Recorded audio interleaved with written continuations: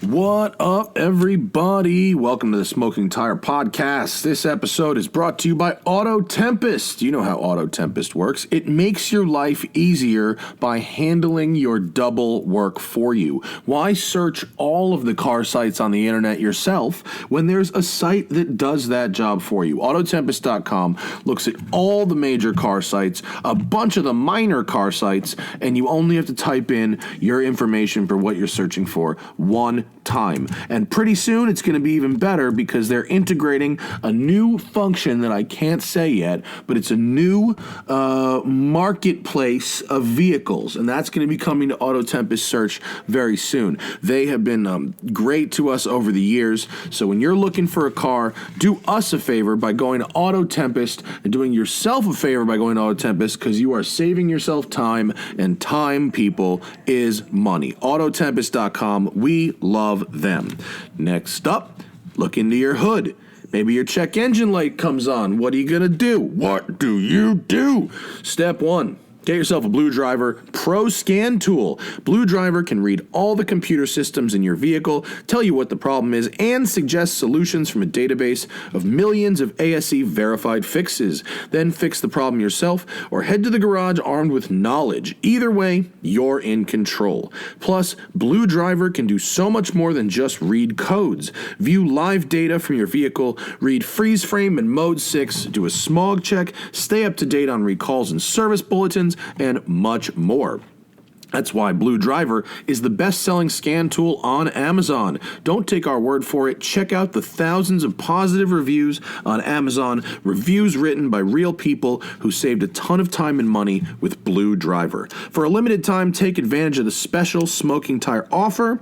Visit bluedriver.com/TST. That's bluedriver.com/TST to get 10% off the Blue Driver Pro Scan tool. Don't let your car troubles be a mystery again. Get Blue Driver today at bluedriver.com/TST.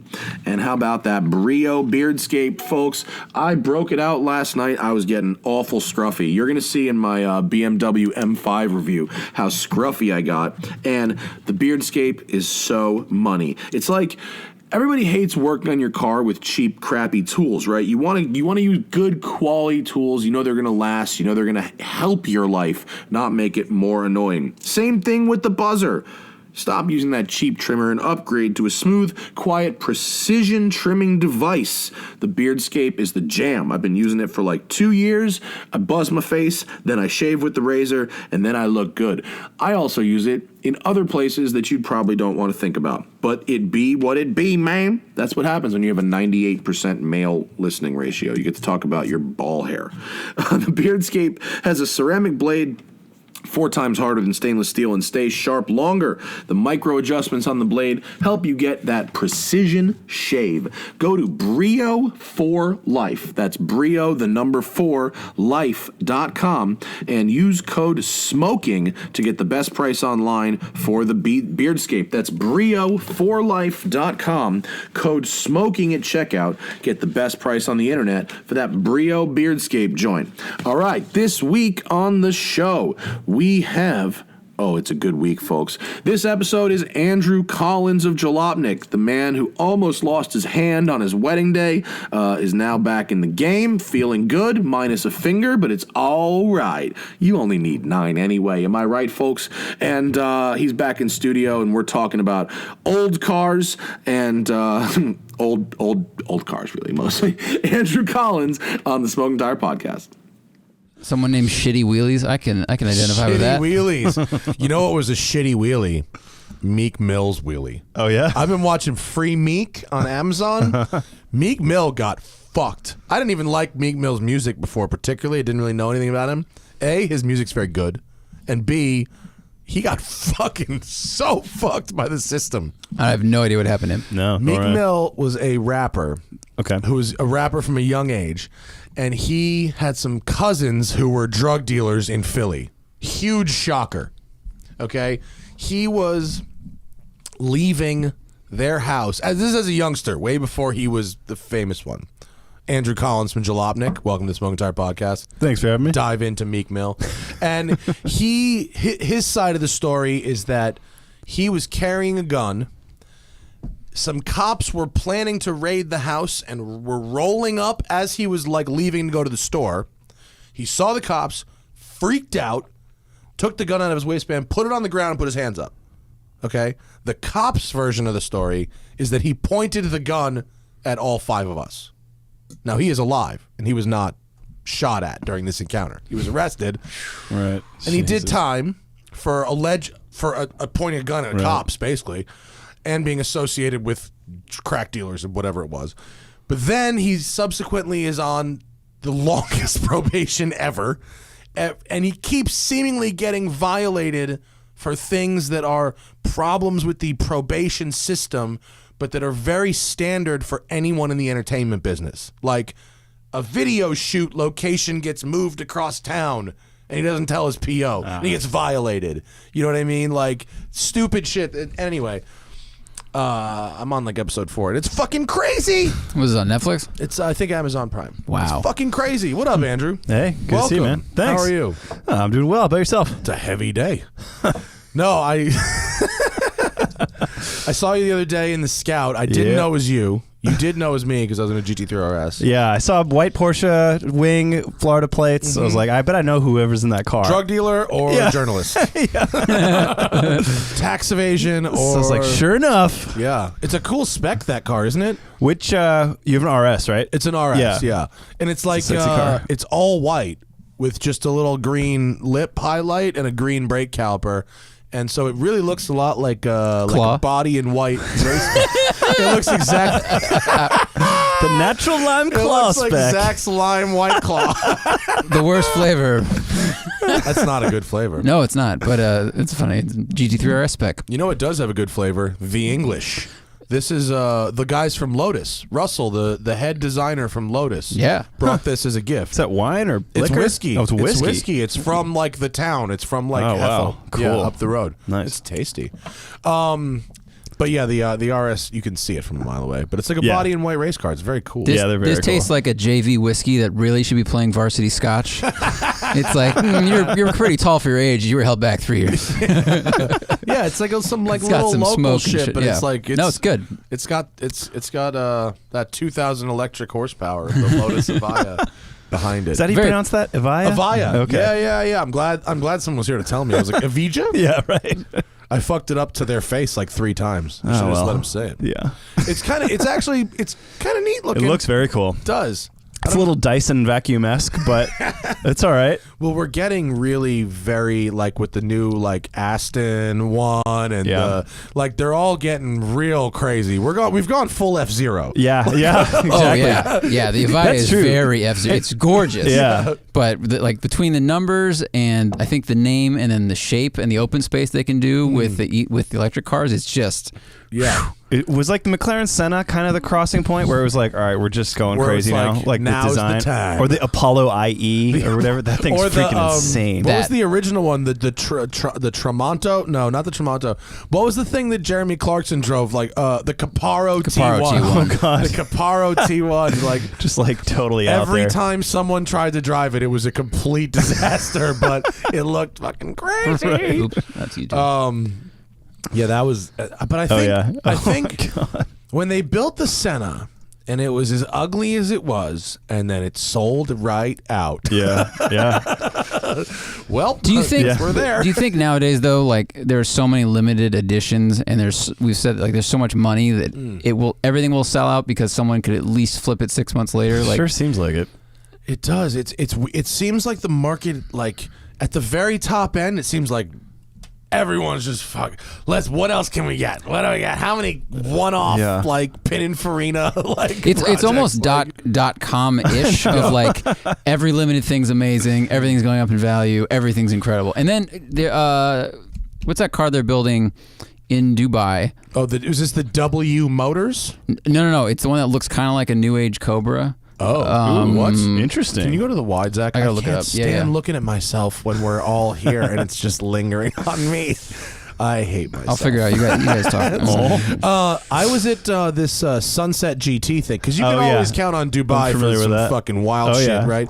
And someone brought out something from Dubai. I think the company's called W Motors. Yeah, the Lykan Hypersport, right? Oh yeah, from the Fast and Furious. Yeah, film. yeah. But I think this company like made a new car. They have a new car that's if I tried to pronounce the name, it would just come out as something very racist, but it's not. But I asked the guy what engine it was, and it was a Roof. The engines are supplied by Roof. Wow. And I was like, oh, Not kidding around. oh, this is it. Yeah, the W Motors. What? They made the Lykan. Yeah, so what's this car they've got? It's not the Lykan. The white one. That's the one I saw at this. I saw it from 50 feet away. You go, well, that's from Dubai. There's a lot of angles. Wow. A lot of angles. There's a lot going on there. Yeah, it's incredibly aggressive, but apparently a Roof powertrain. It reminded me of that Interesting. Zenvo ST1 thing. Remember that? Yeah. Yep. The Dutch hypercars. Was it? Was it Danish? Danish, sorry, right, Danish. of course. But actually kind of pretty. Like Yeah, that it's one not was bad. sort of pretty, Yeah. yeah. I don't think catching on fire on Top Gear is good for business. Do Probably you? not great. No, No. the fender. Wow, The that's fender. a Bring that's that a over. good That's shot what it's called. actually. Oh. Good See- shot, but Is that it looks I'm very not into Drew it. Phillips? Does that see, you can tell Fenner Super Sport, FENYR. See, now you understand. If I tried to guess at Yeah. that, I'd end up on something very racist. It's like that's a great photo, but it also like kind of looks like a Dali painting. Like it's melting. It's very a little. abstract. Yeah, it's wacky. It's like it's real like concept art kind yeah. of piece. it's like a Picasso NSX. Yeah. Yeah. You know? But I mean, if Roof's making the motor and it looks like that, it's got to be like 800 horsepower minimum, right? Yeah. I mean, It's gotta it'll be something interesting. engineered well, or you know, the powertrain will, which is very good.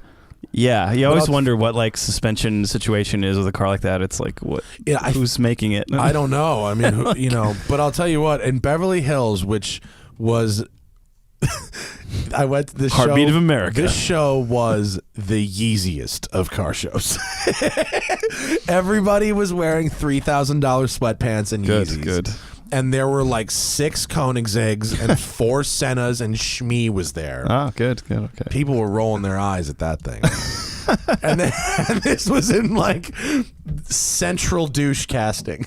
And then it was like, oh man, what is that, Zach? Is that This that what- Cobra you're talking This is what I about? was trying to think of. The Generelli design.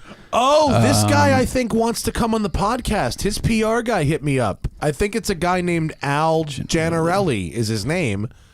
And it looks very Cobra-esque and Yeah. kind of like a Lister a little bit. It's Yeah, very totally. good looking. But I noticed on Instagram the other day, and someone can correct me, one of you guys can. I think it's like rear engine because it's got vents in the back. I have Well, no you're idea. looking at the website. Can we get another picture of it? Get a butt pic. That Get a doesn't. Well, Let me there find are an some overhead vents pic. back there over the Generally. right Unless side. maybe it's rear radiator, which would make sense. Why is this not opening? What has Whoa. gone For today's on? gentleman driver. Is that actually what it That's says? what it says. Oh Which- wow! I mean, they own it. Oh boy, yeah, yeah, right. At least it's not like for Mark Webber, and it will make you Mark Webber. Whoa! It's look almost at the coupe. It's Look at almost the- Spiker-esque in the back. It's like really it's good got looking. GT40. It's got Yeah. Spiker. It's got Cobra. That is interesting. Is that rear? I have no idea where the engine is. It does look rear engine, doesn't it? I mean, it's pretty clearly long got in the like back. it's got the drop scoop like a Ford GT, so there's Yeah. cooling happening under there. I couldn't find an Generelli, engine hit shot. us back up. Yeah. Let's do this. Come on down. It's funny that how many of these cars exist that I clearly don't even know about. Yeah. It's like There's so many. This weird hypercar realm is not Micro one. brands, right? Yeah. Dude, Yeah, right. and Glickenhaus's game is on Yeah. fire now. How fun does that boot thing Dude, look? that's wild. Yeah. Glickenhaus he's a nut, man. Yeah. He spends his money right. I've clearly. Like he wants to be Enzo Ferrari so badly. It seems that way. But his cars are fucking cool, man. Yeah. Jethro said Jethro got to drive his car at the Nürburgring. Yeah? He said It was it was good? terrifying. He said But good. good, but terrifying because Okay. of the pressure of driving for a guy who's got like everything into like 2 cars, like Yeah. literally 2, Right. like not just these 2, like these are the 2. Yeah. You know? So he was, but he's fucking committed, isn't he? Yes. Yeah. He's building a factory in, I think, Danbury. Can you pull up the Scuderia Cameron Glickenhaus website? I think his factory is right next door to where Farnbacher Lowell's was back in the day. It's so weird that this East Coast car thing, like God, the look at East that. Coast car people, like these same locations keep getting revisited. This Farnbacher Lowell's Porsche place that we used to fuck around with back in the day, our friend was like the PR guy from there, but like it turned out to be a big scam. This dude, Greg Lowell's, stole all the money from churches. Oh, God. And like and stole all the money and went racing. But like Lykan raced for them, and a bunch of other racing drivers who I know from all over used to race for them. And also, I think Lykan House either bought their building or the building next door to theirs. Huh. It's like next to the Danbury Airport. I don't know, But they this don't have an booth address thing- up, but Yeah. They launched that like early 2019. I feel like launched the idea of it, and they said we're gonna put license plates on it. It's gonna be street legal Baja racing, and like we challenge any other OEM to. But we'll see. They Well, built one. His shtick is you drive it to the racetrack Right, and then right. you drive it home. Right. And he's doing that with the Nürburgring cars too. He drives them to the Nürburgring and then races them in the It's freaking 24 and wild. drives them back. and didn't he win like his class with the P45? Like his cars are engineered. I don't know if correctly. that one did. The SCG podiumed. Yeah, like they are legit. Yeah. They're well engineered and they win shit. Yeah. You know? At one point, he tried to do this to float this powertrain swap thing, where you'd have this. I think it was a Honda V8 twin turbo, and it was the engine, the gearbox, and the entire rear subframe, and you'd have it on like a pallet, and then you'd have another one that was like a twin turbo V8, like an M5 engine, on a sort of similar subframe on another pallet, and you could drive it to the track, drive it on the street on this one carb certified engine that made like 700 horsepower. You drive to the track and like hot swap in this other drivetrain. So you skateboard. You do the skateboard move like Yeah, electric it would have vehicle. like a jack set up, What? and then you just do, and it would be like, I don't know, a bunch of bolts, but like your race team would do it. bunch of bolts. And then A lot you'd of bolts. and A lot then of you'd bolts. yeah, So then many you'd bolts. race on the race engine, and then you'd put the other powertrain, and then drive the fucking thing home. Jesus. Was it just be the engine would change, or was it like? It was engine, gearbox, and like the rear subframe. So, like, you part of the drop suspension? whole thing. Wow. Yeah, just the have whole two the cars. yeah. That's it. Yeah, a trailer, man. This guy needs to learn about trailers. At a Jim, certain no one point. literally wants to do this. No. No, eventually I think he just settled on having one engine and Okay. racing. Portable. And adapting the homologated race engine to just like work on the street was easier than trying to deal with two fucking engines. Yeah, That's like a lot of commitment. But then this boot thing is from this Steve McQueen right, boot, right. which is it's not a good looking vehicle. No. It's a No, weird no. looking thing. Steve McQueen, not so famously, not super successful with that car. No. But that's a good picture. Yeah. It did go on to win races. I did some research when I was reading the about original. this. Okay, The so tell original us one- about the original. So the original one was basically like this weird like hodgepodge project from this GM engineer. And the whole thing was like, oh, you've only got like whatever, like 3 months to build. It was some ridiculously short timeline in the 60s when. Was this a Discovery Channel show? Yeah, I know, yeah. You've got 3 months to get it to auction. Yeah, exactly. And bedtime to Baja. and I think McQueen did drive it in one of its first competitions. That's different, they- Zach. That's yeah. the Manx buggy. Yeah, they did some race in I want to say Arizona, and then they did the Baja 500 in like 69 or 67. Neither of which McQueen finished, but Because of mechanicals? yeah. I mean, God, I'm sure the attrition rate was ridiculous back then. Yeah. I mean, there's so much to go wrong. I mean, it doesn't exactly look durable, does No, it? I mean, there's nothing to it. Well, it's like a frame with sort of a body, but basically just something that holds Yeah. like a tarp above your head. Yeah, exactly. And then it's got an engine and tires. It's basically just the cab of a Scout Right, with like wheels outside Yeah, it. and rear engine or mid engine, I guess. Yeah. And It is mid, yeah. balloon tires. and too. then Yeah. I think like bet McQueen you it was owned it rad to personally. drive. He and, did. and then sold it. And then like the next person who bought it, like actually like they sort of went back and like fixed the stuff that was kind of janky and ended up winning some races with it. I'm not that into McQueen, but Yeah, I don't really care about him either way, but yeah. but if you're gonna like Corolla's like collecting all Paul Newman shit. Yeah. He's not out there building like Yeah. a new homologation it's true. Paul Newman race car. You get like not to shit on Adam by any means. I'm just goofing because he's a collector and he goes out and races those cars. Yeah. God bless him. He's hardcore. Yeah, he's like I asked him about that 935 he bought, the the $5 million one he bought, and he's like, I was like, how is it? He goes, the fucking chassis tweaked. I gotta pull it. I was like, you're gonna pull the chassis on that and not just like, I don't know, not race it anymore? And he's like, I gotta fucking race the thing. I was like, oh my god. All right, I can respect good that for you, yeah. but Jim's out here going, this experience is cool. Like we should do this again. And like, I mean, I think. God, did he? I think it's a very faithful tribute. Yeah, cosmetically, it's pretty fucking close. Do you know, like, I guess was that what he wanted to do? He thought this vehicle that Steve drove was so cool that he wanted to tribute to it. And like, is this any more capable than any other kind of off-roader? And is it just a tribute? I'm not convinced it is. I mean, it looks similar. It's a pretty, it's kind of built like a UTV, really, which is good. Yeah, because Glickenhaus owns the original boot. He does. He's had it for a long time. Yeah. So I think he just really likes that particular thing. Maybe he likes the backstory, and he might know something we don't know. He might because he's driven it. That's true. He might. Yeah. We haven't driven it. That thing might drive awesome. Yeah. It might be the most fun thing he's ever driven on dirt. Yeah. And gone. We can do something with this. Well, I mean, a lot of the the UTVs. Trophy trucks, a lot of those people have moved like to mid-engine, or they put a lot of weight in the mid-back because it's more balanced and everything. So a lot of off-road race cars are set up. And like also, if you're trying to sell the kind of like he's trying to make it street legal. That's the thing. And like off-road shit for the street is pretty hot right now. Like this will bring the boomers in on the trend. And the McQueen tie-in is good for that too. I feel like definitely. You know what I really like from if we want it's a stretch from McQueen, but you remember the Pierce Brosnan Thomas Crown affair? Yeah, hell yeah. With the 6-wheeled Mustang? No, that I don't remember at all. Remember that? Oh no, I'm sorry. It wasn't a 6-wheel Mustang. It was a 6-wheel Jeep that followed this Mustang that they had that had like off-road tires on it. It was like a safaried Shelby GT500. Wow. Clearly, I don't remember that movie. It's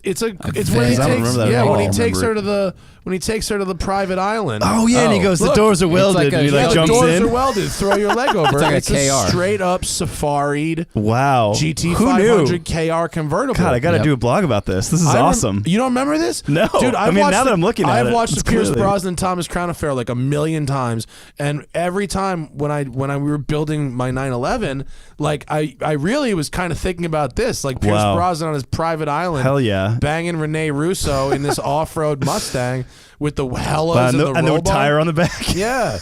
Oh my Somebody God. call Glickenhaus, dude. Let's go. All right, I'm watching this when I get home. This looks awesome. I mean, but how great does that look? Oh, it looks freaking amazing. Yeah, that's so cool. Yeah, that's great. That's great. I'm shocked nobody's replicated that. This Safari look is so hot right now. And I mean, is it me or is that the Steve McQueen bullet color? It's darn similar if it's not exactly the close, same. right? Yeah.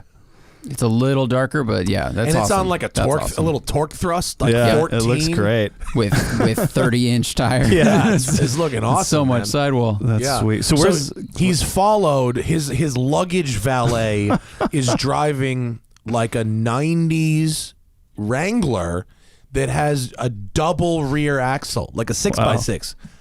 Really? Yes, and they follow. It follows. They load up the luggage into it. That's why I mentally conflated the two. But yeah, in the film, he's driving like this Jeep that's got an extra axle on it. Pretty fucking rad. I love the idea that like the Jeep needs 6 wheels to go where it's going, but the Mustang's like, I got it with 2-wheel drive and a lift kit. But it's very, very. It looks real good. Yeah. Wow. Yeah, I wonder where who cares? I guess Pierce Brosnan. No one cares about the movie prop car, but I wonder where it ended up. Well, then here's the Radwood version. Oh, the Gambler version. The Gambler version, the low budget, which also looked like a good time. I mean, it looks good on the Fox body too. It does. That car I think was for sale after one of the events for I don't know, like $6,000. Fox body convertible. Didn't you do a story on it? Somebody did. Somebody did. Not one of mine, but we've sent people to those, I believe. I got invited to go on one of those, and this kid, I'd never met this dude before, and he was like, hey, man, you want to go? We got a Crown Vic that we lifted, and we got like a bunch of beer and guns, and it's me and 2 friends. And I was like, I'm good. Yeah, no. Not hard. The Gamblers thing, I really respect them, and I think it's cool, but it's not really, it's a little too destructive for me. I'm like, I don't want to cut up my car. The number of cars that apparently go on this fucking thing. I hear it's like 1,000 cars. They just tell people to show up, right? I think show up I think some of them get pretty big, probably especially around here where like there's a lot of people with cars. What do you do with 1,000 cars anywhere? I drive slowly in a line on a trail. That's got crazy. to, right? Because if someone gets stuck, everyone else right. behind him is like, Ugh. I like to not be around people. it's a really cool idea, and I think it's inspired some rowdy cars. Yeah, just a lot of definitely. people. Yeah. No, I mean, I like that it has turned all, now it's like the thing where, for when we started racing lemons, you on the drive home from a lemons race on the highway, it's just like you're scanning. It's Yes. like, that's a lemons car. That's a lemons car. Now it's like lift it, balloon tires. Yeah. Lift it, balloon tires. I went to the Hollywood sign once, and there was a black Charger with an external cage and like a lift and Wow. BFGs on, like clearly built. That's with like a bit of Hollywood money. stunt car or something, right? It was Hollywood stunt, or it was Gambler. Like it was dirty. I mean, With an exoskeleton? Yeah. That's so awesome. like bash a real, bars. Just in case. Not that who kind of not an exoskeleton. I mean, a real exoskeleton is crazy. Mm-hmm. We don't need to discuss that. Anyway, what else is going on, man? How you been? Other than, do you have a functional hand? Yeah, no. I have a hand. It's a lot further. 80%? A lot further along than the last time I was in here. I think Yeah. I was still in pins and You a were. cast. Yeah. Now we're. I can I have like a dead claw. Basically, I can sort of squeeze. Can you feel? Yeah, kind of. So it's really it's very difficult to manipulate something small or like tools because I can't really. How about steering wheels? Steering wheel I can grab, Steering yeah. wheel's So I'm okay? driving stick again, which is cool. Oh, are you? Hey, Yeah. cool. Nice. Congratulations. Yeah, thank That's you. good. But I can't pull a That clutch one was on like a a motorbike. maybe for a while. Yeah, right? it was. Yeah, so we got that back, which was Have big. you ridden any motorbikes that do not require a clutch? No, I haven't. I have not. I mean, not to be like an enabler, but I have my Yamaha 125 scooter. Oh, really? that I should is give it a shot. Extremely fun. You do need to pull On a a- brake on that Right, side, right. but That's a little important. it's less frequent than a clutch though. Yeah, fair. Yeah. And it's not being it's the what do you call it? It's the rear brakes. Oh, You yeah, don't okay. use it So you don't quite need it. as much. Yeah. Yeah, I've been thinking about, and people keep telling me, "Oh, get a dual clutch, get an electric." I'm like, I don't have like $15,000 to spend on another motorbike. No, but it's a real good opportunity Yeah. for you to ask for a long term. That's true. That's true. I could do that. I'm also Yeah. a little risk averse these days, Yep, so I'm no like shit. not super into. Let's count driving stick as a milestone. It We is should. for sure. Yeah. Yeah. We'll count that. Yeah. And that doesn't require you to hold on to something with strong tensile strength. Yeah. which is The, something. the to think biggest about. frustration has been shit like reaching into my pockets, like because for one thing I can't really the fingertips are kind of I can't really tell where the key is and the wallet is, but then also the nub where they cut off the pinky is really sensitive. So if I catch a key, it's like no. Oh God. Hence the fanny pack. Oh. It Joe has Rogan would be very functionality. proud of you. Yeah, I got it at a Halloween store 3 years ago, and I found it in my closet, and I was like, "Oh my god, I'm Nice gonna, Radwood I'm gonna quality. use this." Exactly it. Yeah, I think that's why where I got it for. I like a couple it. years ago. Yeah, that's a right. that's innovative solution. And Joe Rogan does rock a fanny pack. Does he really? Yes, everywhere he goes. Yeah, it's at this point I'm like, you know what? I'm just gonna lean into it. Yeah, just do whatever works. Rad is in. Yeah, but Small been price driving to again. pay. Yeah, been traveling again, which is cool too. Where to? Recently, actually, GT3 RS recently was in Germany doing some high-end Porsche stuff on the most absurd press trip Wait. I've been on. Did you do? I'm going to do an absurd press trip Oh, really? next week. Is it? Did you already do the thing that I'm about to do? I doubt it. We what did you? Can you talk about it? Yeah. What'd you do? I don't want to scoop myself too much because I haven't written about it yet. But No, just it's give on. us- It's been on social and everything Give already. us the ones and twos. So we flew to Stuttgart to see the Porsche Museum, which was very cool. I'm sure you've been there. Guessing you've been there before. I have once. Yeah, It's very cool. It's lovely. And we took 911 Speedster, GT2 RS, and 2 GT3s from there to Spa, Belgium, to watch the 24-hour race.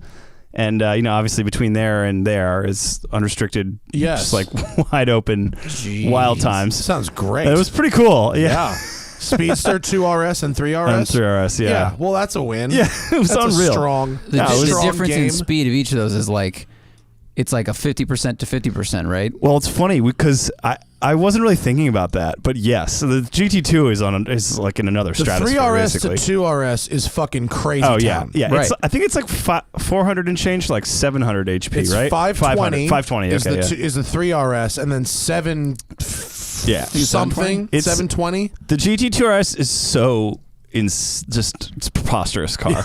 It's It's so ridiculous. I was actually riding with Kevin McCauley. I don't know if you know. I know Kevin. Yeah, he's a good dude. Yeah. He's going to be on the Porsche crazy thing I'm doing next week, which is not the thing that you did. That's really funny. It's a different crazy thing. He's just Porscheing it up all over the place. He's making money. That's good. Well, he's on their payroll. Oh, really? He's driving He's instructor? staff, right? Isn't he? Was he there as staff? No, editorial? he was shooting for Auto Week, I think, when I went with him. In that case, he might be doing editorial. I'm sorry. No, he mixes it up. Yeah, he does a little bit of both. He does do some OEM work, right? He does, I think so. Yeah. But we did, so the Speedster manual, obviously, The that's best. just like, it's Wait, so good. where did the windshield come on your face? Did you have to duck a little bit? Or were you no, good? Okay. it was... The seat is really low, which is, I think, how they partially get around that. The seat is like, you open the door and like you fall in twice as far as you think it's supposed to be to get into the seat. Further than the 3RS and 2RS? I felt like it was. Because the 3RS has like literally low seats, like really low carbon buckets in it. Right. And my wife, Just can't. Hannah, took the car to the mall the other day. I was like, literally, Why not? I gave her the keys and no instruction at all, just to see what would happen, other than the location of the nose lift button, because I didn't want her to break anything. Right. And she was like, do I need to know anything? I was like, nope, here's the nose lift. Just turn the key and drive it. And she came back, she's like, this thing is great. And I was like, she really liked it. Wow. But she had to sit on a towel. So she couldn't see over the dash. Low seats, yeah, with those high sills or like the high buckets, high bolsters. Yeah. No, she was like, I don't know if we could get one of these. I was like, if we did, we'd get normal seats. Don't worry. Getting in and out of those is brutal. Yeah, That it was a challenge. that hard sill, climbing over that, like, because I'm dailying this thing like everywhere. So climbing in and out of that a bunch of times a day actually gives you kind of like bruising. It's very inconvenient to get in and out of, but otherwise, I recommend the normal seats, because the normal seats in 911 still have like great bolstering. Like, unless you care about the 60 pounds or whatever. Yeah, I mean, at that level, you kind of do, though, don't you? Like, once you're going GT3, it's It like... also depends on how often you're driving on the street. Like, what are you really using it for? Yeah. And what condition, like... if your street driving is you're in and out of the car a lot, you know, versus if you're in the then car, maybe get a 30 regular minutes out of the 911. car. Yeah, Spike, touring. Spike dailies his GT2 RS. Really? Yep. 2? Yeah, Jesus. 2 RS. He Why? dailies it. Like, why? He likes it. The God. stiffness doesn't bother him. He's just into it. He thinks it's fun. Man, not to change too wildly, but I was just in a BMW X4 M comp. Have you driven that car?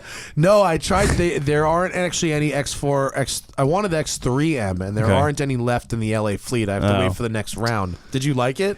I mean, forget the rear roof. I How about actually- driver's seat forward. I actually like the way it looks.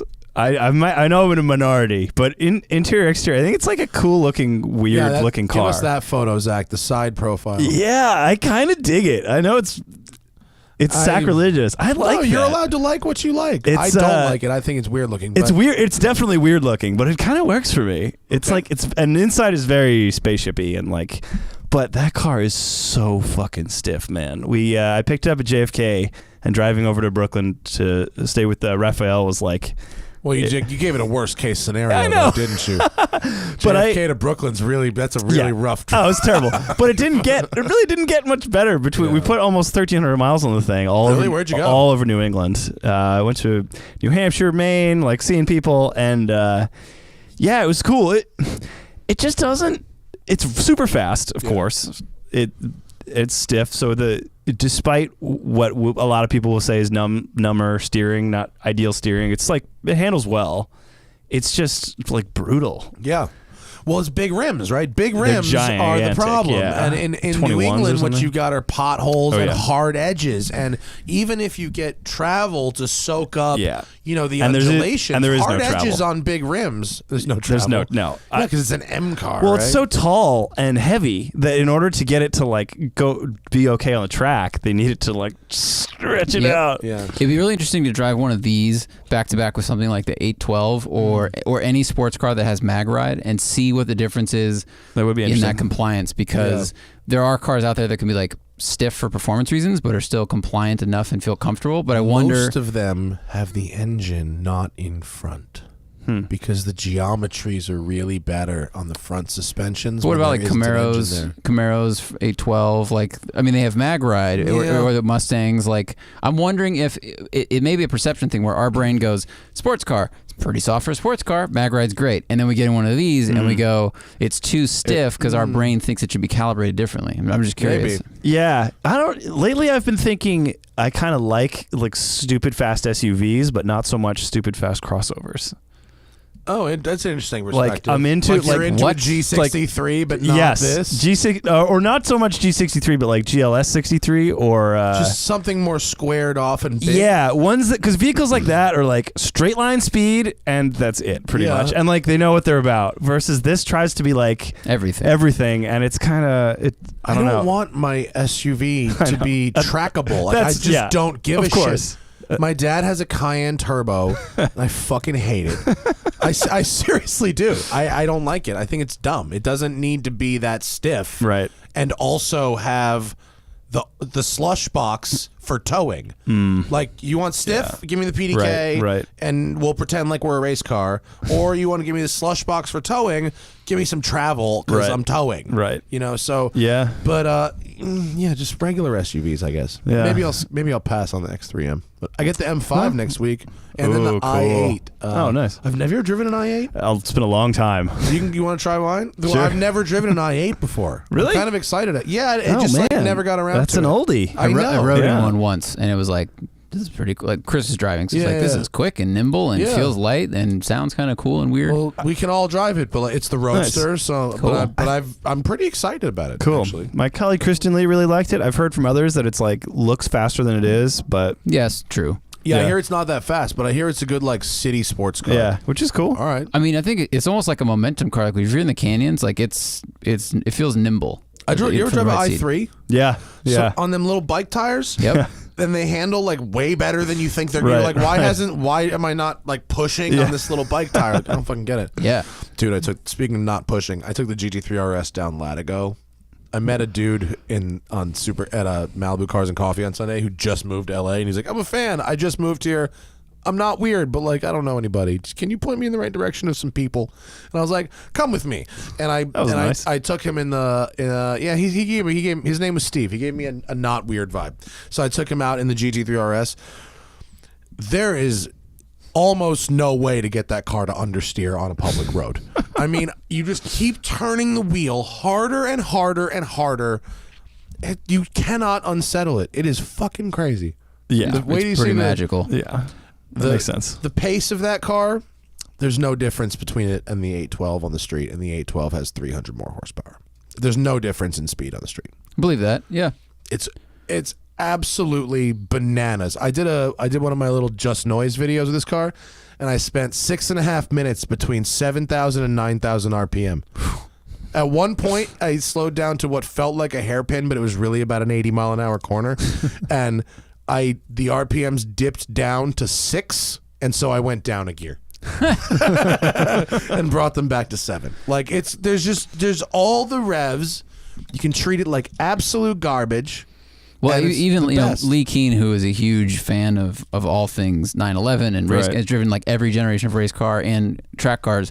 He's like, we always ask him when the new ones come out, like, is this really that much better than the last thing? And one of his comments with this one was like, the front end just has way more grip than the last one did. I mean, the last one was amazing in its way, but like you said, you can't get it to understeer.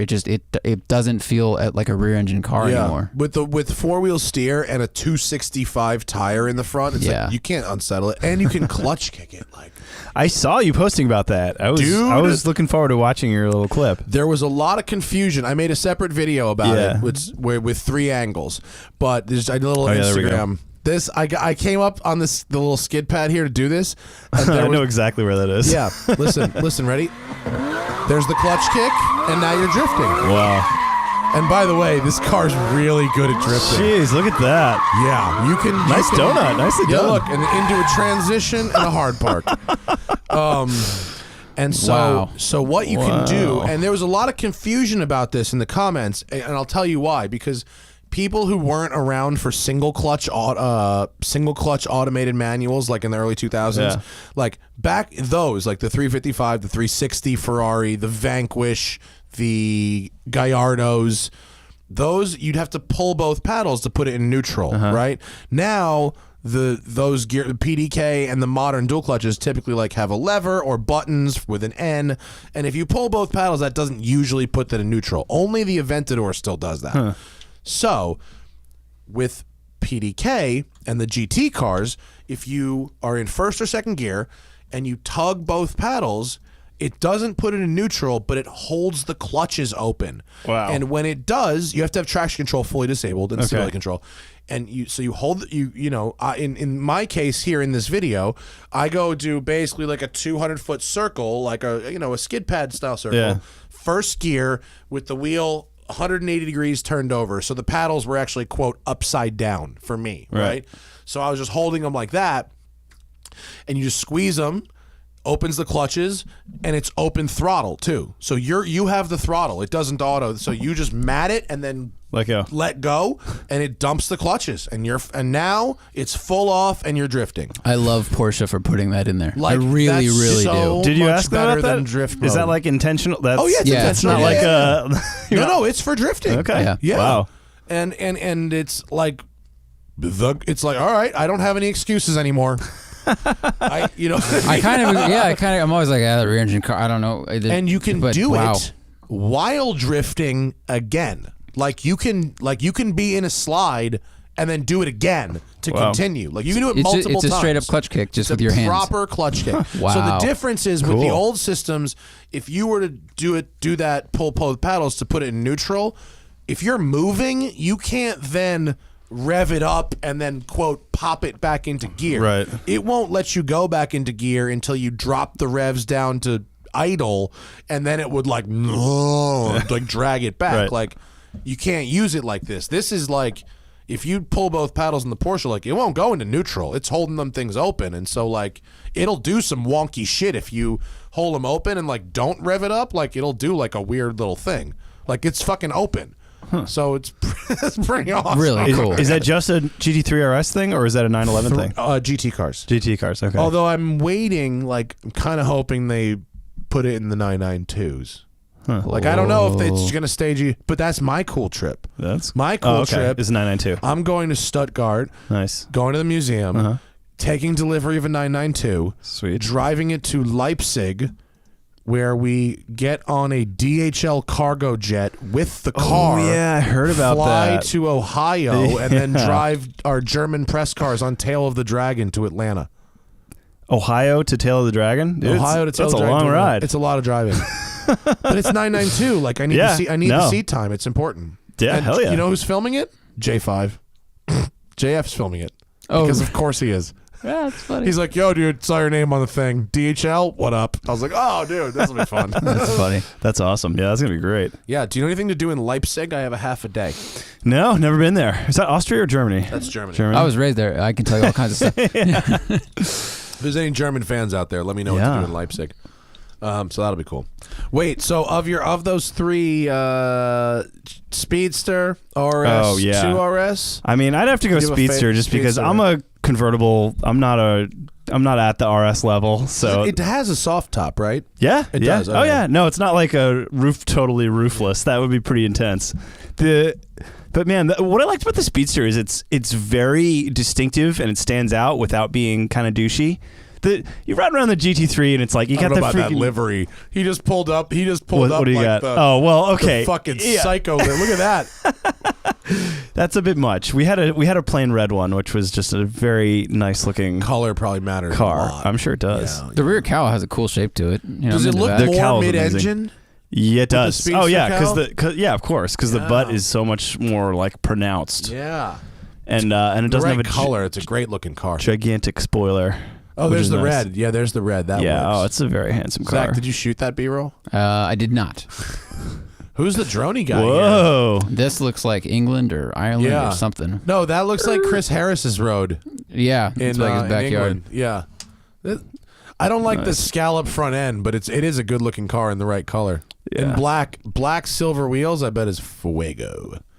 There's the red is nice. That's good. Yeah, hell yeah. It's amazing how much color matters no matter what the car is. I've noticed driving around press cars, like the interesting cars that are lame colors nobody gives a shit about, but I was in like a V6 Dodge Challenger that was bright red, and people were like, nice car, man. Yeah. It's like, really? Because everyone just drives white, Like, dark thanks? gray. Everyone just has the same colors. Yeah, nowadays, so you like know?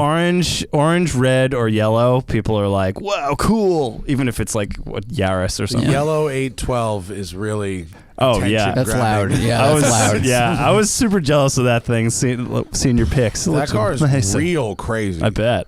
I mean, I don't like. I took a little bit of shit after the video. I mean, not real shit, YouTube shit, but like,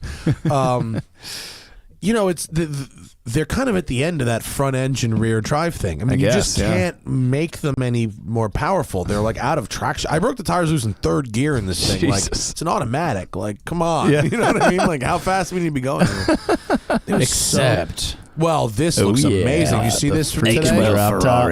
Who wrote that? Justin. GTS. Oh, Justin yeah. did. Justin Westbrook. God, that First thing's off, beautiful. love that they're bringing back GTS. How Oh, yeah. excited am I for GTS Hell yeah, as a that's fan of profile. all the GTSs from the 80s? God damn, is that hot. That That's is so sexy. good. the looking. That is 812 sexy. GTS is a Targa-topped version of the 812 I just drove. Yeah. Now I know why they were retiring my press car, and therefore why I got it. Well, I think the hardtop technology has just seems like it's evolved a lot in the last 5 Oh, years, yeah. and so it's opening up doors like this, and it's so cool. It's so cool. Why would you not do something like this? Yeah. You extend Oh, yeah. the life of a model, and you can show off that you've got like a 1 kilogram carbon top or whatever. The roof on the 720 Spider is crazy. 11 seconds it goes up and down. How fast does it say? Does Ferrari brag about their roof mechanism speed on this particular article? No, What you got? No? It's not up there yet. No.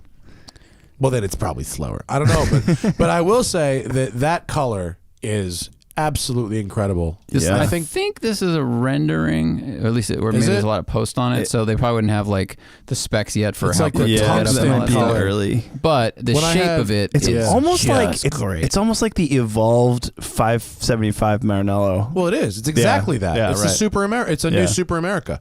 But but bringing back GTS rules. I hope they keep that. But the whole time I had the yellow one, I just went like, not the whole time, but I wished it was that exact color. That gray with a red interior is the fucking jam for a front engine Ferrari. It's pretty sexy. Yeah, yeah. And that engine is absolute lunacy. I mean, you can't believe that they are allowed to sell something like that. You know, not only is it completely inappropriate for most drivers to have anything like that, but also I had it for like 5 days. The first 3 days I didn't leave LA. I just like drove Right. around the city, whatever, like on the 90. I don't even know if I got on the highway at Yeah. all.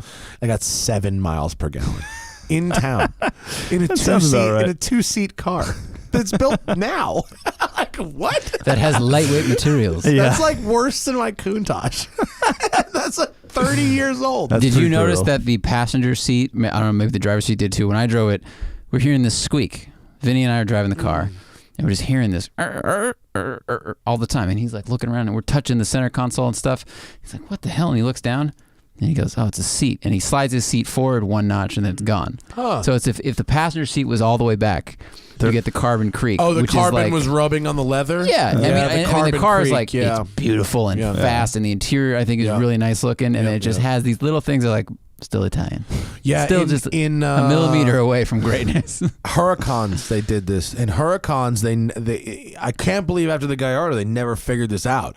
But in a Huracan or a Aventador even, if you have your seat all the way back, the leather back of the seat rubs on the leather and it's fucking squeaky. It's so, Yeah. But because the test driver is probably like 5'8" over there, Well, they probably tested by themselves, so they never hear it, they right? never hear it. Yeah. They never know. I mean, I Seems fine to think me. the front engine V12 Ferraris are just almost without fault for me. Yeah. Like all of them Pull are that just picture back up. gorgeous. Don't make them look at me. Let them look at the front engine V12 Ferrari. I mean, you look at glorious. this, you look at the F12, you look at the 550, 575. Just Oh, yeah. any of those, I would give organs for. Dude, when I started this thing every morning in my garage, that echo, I mean, it really, and I would back it into the garage so it would like Oh, jeez. bounce off the garage walls. Oh my God, it had some carry. It had some carry. Made your Countach pee a little bit. Countach isn't that loud. No, not compared to that. It's not a loud car, and I think it's supposed to be. I don't know. Maybe It was for the time, but maybe someone's got to to. make an exhaust. We make it louder. Well, now we have like cutouts and electronic activated this and that. So Put dumps on it, bro. Yeah. Maybe Go I down can to call. Lou's Muffler Do you think I Shop. can call Nick at VF and request a burble tune or a fire tune? on the Countach, he'd be like, "How do you tune this with like a telephone? Yeah. like a rotary dial that you plug in." There's some kind of fuel something module that's been updated to a very old school USB cord. I don't know what it is though. What, like a V? Is there a version 1 USB that I'm No, forgetting it's about? not. Probably. It's not original. At one, it's there's some very old Magnetti Morelli computer that controls the fuel pumps, right? And it controls like how much the like very old school injectors do. Like right? one of those old serial ports from like a Yeah, basically, yeah. And then at one point, I don't know when, sometime before the previous owner had it, right. it was converted to a different computer that is everyone universally agrees is better, especially for 91 octane in California. Okay. It allows you to run, like, I guess if you run 91 octane on the stock Magnetti Morelli computer, you get like a what do you call it, like detonation or whatever, like Knock. a few hundred RPM shy of redline. With this computer, you can run it to 8. And so it has a old shitty USB plug. That was the entire point of that whole thing. Was that this whatever this still shitty upgrade was, it has a USB. Does your plug. Countach with like 10% ethanol gas, does that fuck it up or is it okay? like Like gas regular from gas? The, Yeah, no, from it's fine. Yeah. No regular gas from the pump. Yeah, that's fine. whatever this computer is, it manages California gas. Okay. That's what it does. Got it. And it works. Nice. Ish. No, it works. Yeah, it works fine. The more I drive that car, the better it gets. Telling you, I drove it last weekend. Cars like that. And it couldn't have been happier. That's great. It was just a car. It's lovely. It's totally just a car. It was a fun drive. Fun Fucking drive. Great. I was behind him in the 812, and we're just driving down, whatever, past towards Manhattan Beach along the ocean. I was like, this is pretty interesting day. It's fun to watch on the highway. Yeah. And then you left. You had to go do some shit. But on the way home, Spike had the Aventador SVJ. Jesus. And so I was rolling up Vista Del Mar, and he was following me in the SVJ, which is quite interesting. The SVJ is a very aggressive car. That would have looked. I'm sure you're in a lot of people's Instagram There's a stories picture. that day. No, I'll go to my Instagram. There's a picture. Tim Pappas was behind us in his 911R because he's got to fucking upstage everybody. Of course. And he got the shot. There it is. There's the shot. Yeah, it's red too. Yeah, Perfect. matching colors. And he had the matte Hell red to yeah. really enforce that. Oh yeah, I think I saw It had a that, lot actually. My happening. It's like- red, next to Jeez. his red, my red is such an 80s red. Yeah. Man, I almost wish you had gotten like rollers, like really good photos of those two together. It would have looked really cool. He was driving in Yeah, fairness. No, shout yeah. out to Tim Pappas. He rules. He's got it. Have you gone off-roading lately? Have you gone on any trips? How's your Montero? Yeah, dude, the pick Montero's that up solid. Oh my god, I'm Yo, obsessed with my Mitsubishi Montero, life. dude. Yeah, I'm in the family now. what did you get? I have a Delica. Oh yeah, that's Yeah, right. I'm so excited. Yeah. Is that yours? Oh, Yeah. that looks fantastic. Dude, I just got these wheels. These wheels are sweet. What wheels are those? Those they're are great. They're Koenig countersteer Type X in a 16-inch. So wheels for this car are super hard to find because it's got a gigantic center bore. Toyotas are all 106. You can find that all day. This is 108, of course, 2 millimeters. And a lot of wheel shops will be like, "Yeah, we'll cut it for you," but I'm like, I don't know if I want to deal with that. Cut and wheels don't go I was together. just like, No. and aftermarket off-road wheels that are well made and lightweight, extremely hard to find. I bet. In this I weird bet. size. So I looked Are those for 15s? 16. 16s. So that's the stock wheel, which is not bad looking. That is the It's- Montero of my youth. Yeah, dude. man. Those were real popular when I was like in middle school. Is that like a 92? 98. 98? So so that body style is basically 92 to 2000, but those fender flares was 98 to 2000 only. Does it have the awesome gauge pod in the center with the 3 So gauges? it has the 3, and it has like oil pressure, a compass that doesn't work, and Yeah? It doesn't and, have, like, no, tilts and shit? and volts. But the older one had the tilt, so I went to a junkyard and found that. But I was gonna put it in my truck, but I have it on my desk, and I'm like, I like looking at it here. So I might Fair. just leave it. And if it ever tilts, you go, oh. Honey, get under the table. There's something about this car where like the front overhang looks like nothing, like 3 inches, and then the back looks Dude, almost like they It's added really it funny. on. Like the whole wheelbase is shifted forward like Right. 6 inches. The stock approach angle is, according to the brochure, is 45 degrees. That's what they say. I believe it. Look at that image. But the rear departure looks like 38 or I don't It's know. pretty. It's just a pretty lot freaking shallower. serious. It's an Yo. extremely capable vehicle. It's got a rear air locker stock. Whoa. It's got a center Fuck outta here, and a really? center locking diff. So it's got two there's fucking the pod. lockers. Look, go up. There's the yeah, pod. yeah. There's the one I junkyard- found. the Yeah, junkyard pod. that's the junk. So it's much cleaner and beautiful now in my desk. So that gauge pod is the one I have in the Delica. Really? That has the yaw, the volts, and the something else. That's probably the most valuable part of your truck. I hope not. That's that one. That's like I wouldn't sell it for less than $300. Whoa. Oh, I have more valuable parts on it. That's good. Fine.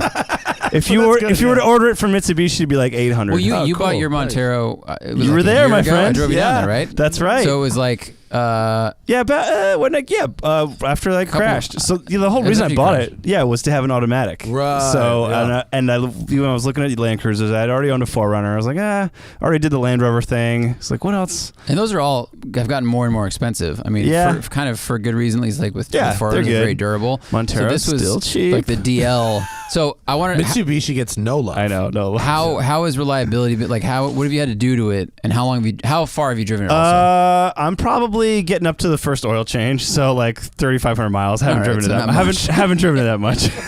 3,500 LA miles though is a lot. Yeah. Like if you're in town, yeah. average speed 18 miles an hour. That's a True. lot. I did brake true. pads. That's it, pretty much. Does it new work? Fluids. What do you mean? Does it work? Does the truck work? Yeah, does it work The only properly? thing that doesn't work is a driver heated seat. Which, Oh, that's okay. yeah, we live here. yeah. I like it in the morning, It's hot but what? Well, it's a nice thing to have. but Yeah, it's yeah. in a 72 degrees in the 25-year-old morning. train. So the kind of the most fun about owning this thing is the SoCal Montero community is super stoked, and they all know Because we you're all know you? each other.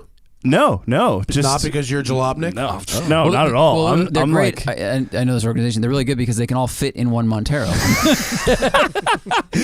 no, they're like At the meetings, they only have to take one car. it's actually 7 passenger, believe it or not. Mine's converted it? to 5. Yeah. Yeah. Yours You don't had like need a the 7. flip down. Mine has a bed flip down bed, situation. but stock the rear Wait, seat bed, like sleeping? sleeping bed. Yeah, Oh, cool. pretty cool. I'll show you later. Yeah, real cool. And Will you? yeah. You can snuggle. The stock, the way back seats and the second row like folded flat, so that was actually a bed, like a sleeping bed. Pretty cool. Dude, it's a rad truck. It's got this giant sunroof. It's got Bilstein 5100 shocks, which I love. OME rear springs. have you gone off-road in it? Yeah. Is it good? It's fine. Yeah, I went by myself, so I was like super low key. Yeah, let's not have these kinds of problems. I think I told you I was like, I'll go with you with a car, and Yeah, yeah, and we'll- I was like, I don't know what I'm doing though. So No, we'll be fine. I might We'll be go- less. We'll be all right. than No, it's you fine. by yourself. But so it had these. Yeah, I wanted to switch the tires, all the wheels, because you can fit like a big brake if we have a 16-inch wheel. So I got on this whole thing. Yeah, searched for 3 months. Finally found this guy in Orange, FN Wheels. You ever work with them? You ever No. do anything with them? They this guy Dustin down there, he was like really into it. I like the name. Yeah. I mean, that's a effing wheels. Effing Great. wheels, yeah. It is. Hey, what do you guys do here? Fucking wheels. Yeah, the so it's actually everyone keeps telling me it's a 6-shooter, but it's not. It's the counter steer Type X. Oh, yeah. And I picked that one because it actually looks like a like a Pajero T37. Evo. Yeah, a TR37. Yeah. That's what I originally wanted, but they're really expensive. Those are very expensive. Yeah. And the Koenigs are actually lighter than the stock wheels. So the stock wheel's about 23 pounds. The Koenigs I got are bigger, and they're about 18 and a half. They look great. And I went from a BFG KO2 to a Cooper Discoverer to save about 7 pounds. So I'm saving like 11 pounds a corner. And from the setup, and the tires are 7 pounds lighter Yeah. too. Oh, cool. dude, Wow. nobody talks about tire weights nearly enough. I think you should write about that. That's a very good it's idea. It's in the pipeline. because we love the Have VFG you looked KOs, up other but weights? Yes. So So I have KO2s on the Safari. yeah, KO2 is an awesome tire, and it's very durable, but that durability comes at a cost of weight. They're very heavy. That They're makes sense. extremely heavy. They're pretty much the heaviest all-terrain tire. Come on. Yeah. So Okay. That's why they don't pop that much. Yeah. So, obviously, as you know, rotational mass that costs you fuel economy, speed, costs you everything.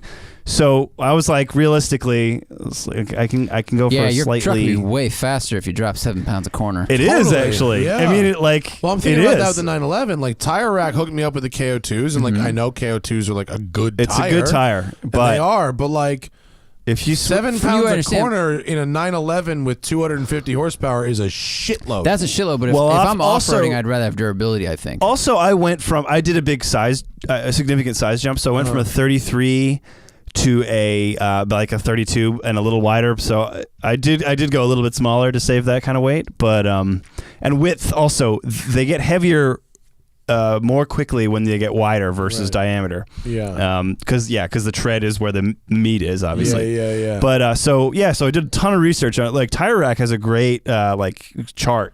So like for fitting stuff. Yeah, for fittings, and they have like what the tires weigh and where they're made and the tread depth. So you can really compare like, okay, this tire weighs this much, and you can kind of figure out why. Tire, you really should write a piece on tire weight. I think it does make a difference especially because now off-road sports cars are like kind of a thing, and that actually would make a difference to some of us. And it's not just power; it's also consumer advice, bro. Yeah, it's also wear and tear on your ball joints and all that shit. Like I know your 911 Safari's like dialed, but like a sports car with off-road tires, they're like the running gear is not made for that, and it really kills it quickly. How has the what's like the on-road handling and noise like? Because the KO, that's kind of like set the bar for me as far as like quiet riding on highways and stuff. I mean, the noise, I haven't really noticed a significant difference. It's so much more fucking nimble just because of the weight. Oh wow, it's like it's worlds apart. And sometimes it's an okay trade-off. But I've driven, I can't remember what I was driving, but it had like an aftermarket off-road tire, and it was just like, it was moaning. Well, cheap ones are very loud. Hennessy Velociraptor, was that it? That was kind of noisy. That had mud terrains on it. Oh, mud terrain's extremely loud because they're meaty. I told John, I was like John Hennessy. He said, because Vinny is the West Coast PR guy for Hennessy. He lives in my house. He's on the show a lot. Okay. And so we have this truck. It's his demo, but he lives in my house. The 6-wheel? No. Well, we can't fit a 6x anywhere. We have the Hennessy Ranger Velociraptor. Oh, interesting. Which is an interesting truck. You want to drive it? Kinda, yeah. You should. Yeah, we'll get you in it. Yeah, not Vinny. Sorry, I don't know why I said we, but I'm not fucking the PR guy for it. I reviewed it. It's fun, but it's a little strange because it's a peaky 4-cylinder with a 10-speed automatic, and there it is. It's kind of cool, but it's got mud terrains on it. And I told John they're big too. So fucking loud. Well, he's probably, if you have a shitload of horsepower, like you can put big tires on it. It's not that big a deal. But for my fucking Montero, which was making 200 in 1998, I need all the juice I can get. Do you have other plans with it? Yeah, I want to get it repainted. I want to take the roof rack off and do like a light bar, like a couple roundies. I haven't quite figured out what I'm going to go with. For people listening, Andrew's truck currently has a roof rack with round lights on it, like a basket rack. Why do you want to change it? Well, I mean, I'm being a dick, but like, I'll tell you exactly why. To say something totally different. You're like, I want to put some round lights on top. I want to move the lights forward about a foot. No, well, that makes sense. So I want to be able to climb out of my sunroof like a photography turret. And you can't right now because the sunroof's actually over the rear seats. Weirdly, yeah, because that's what they thought was a good idea. I don't know. And I wonder if that has to do with like the airflow over maybe. It, if it would buff it or something. Yeah, maybe. And with the roof rack, obviously you can't do that. And I know another weight thing. I'm not into roof racks. I don't like putting weight up top. And they're loud. That's fair. It's very loud, yeah. People forget when they start like strapping stuff to the roof of a Jeep or a truck, and it's like, I got a gas can and a tire and another thing. Like that's just raising your center of gravity a lot. That shit is so heavy. Yeah. Vinny's driving around with a Thule cargo box on the roof of his BMW. I don't know. I think it's a look thing. Makes sense. It is, and those are light. But I mean, I've seen what were we doing before, and we were just strapping more and more shit on the roof. It's like, we should probably think about moving some of this inside if we can. I really want to do some like Evo style like graphics, like nothing too crazy, but something that kind of works with those bulges and like looks sort of. The fenders are nice. Tuner car-y. Yeah. That's kind of why I ended up falling in love with this truck so much, is because it's an opportunity to merge my two favorite genres, which is like overlandy and like Japanese tuner. So I'm kind of trying to blend those. Yeah. All You right. gotta get the Gladiator Gotta on get the there. Gladiator with the arm. Go like Tommy Mac Evo and see what comes up. Oh yeah, that's what you. I know exactly what you're what talking I'm- about here. Yeah, We exactly. need some hash marks on this thing. Yeah, the strobe, like those little That like would look black good. and yeah, I think that would be sweet. I'd love to paint the car red, but I don't think that'll be too expensive. I'm just gonna get some cheap single stage, whatever. Painting But- yourself? No, it's just get one of the one of the Wrap it, bruh. That's cool. But yeah, the Really Montero cool. is where it's at. It's like the cheap Forerunner that no one knows about, Yeah. right? Yeah. And then More Glucker- like a Land Glucker Cruiser, bought really. one, right? Yeah, Glucker's got a first gen. Lynn Woodward has a first gen. A lot of Dude, people are we need getting to them. fucking Delica it up. Or Mitsubishi it up. crew it up. That'd be great. Did you see the wheels on mine? Did I? I'm getting it- I'm I've getting seen it some back on Pixios. Friday. Go up pretty far. It's that's stock. If those wheels fit your thing, you can have them. By the way, I got some 1552s. Oh, nice. Turbo Mac HDs. They're not in there. Yeah, that's a sexy wheel. I think And Glucker's got those too.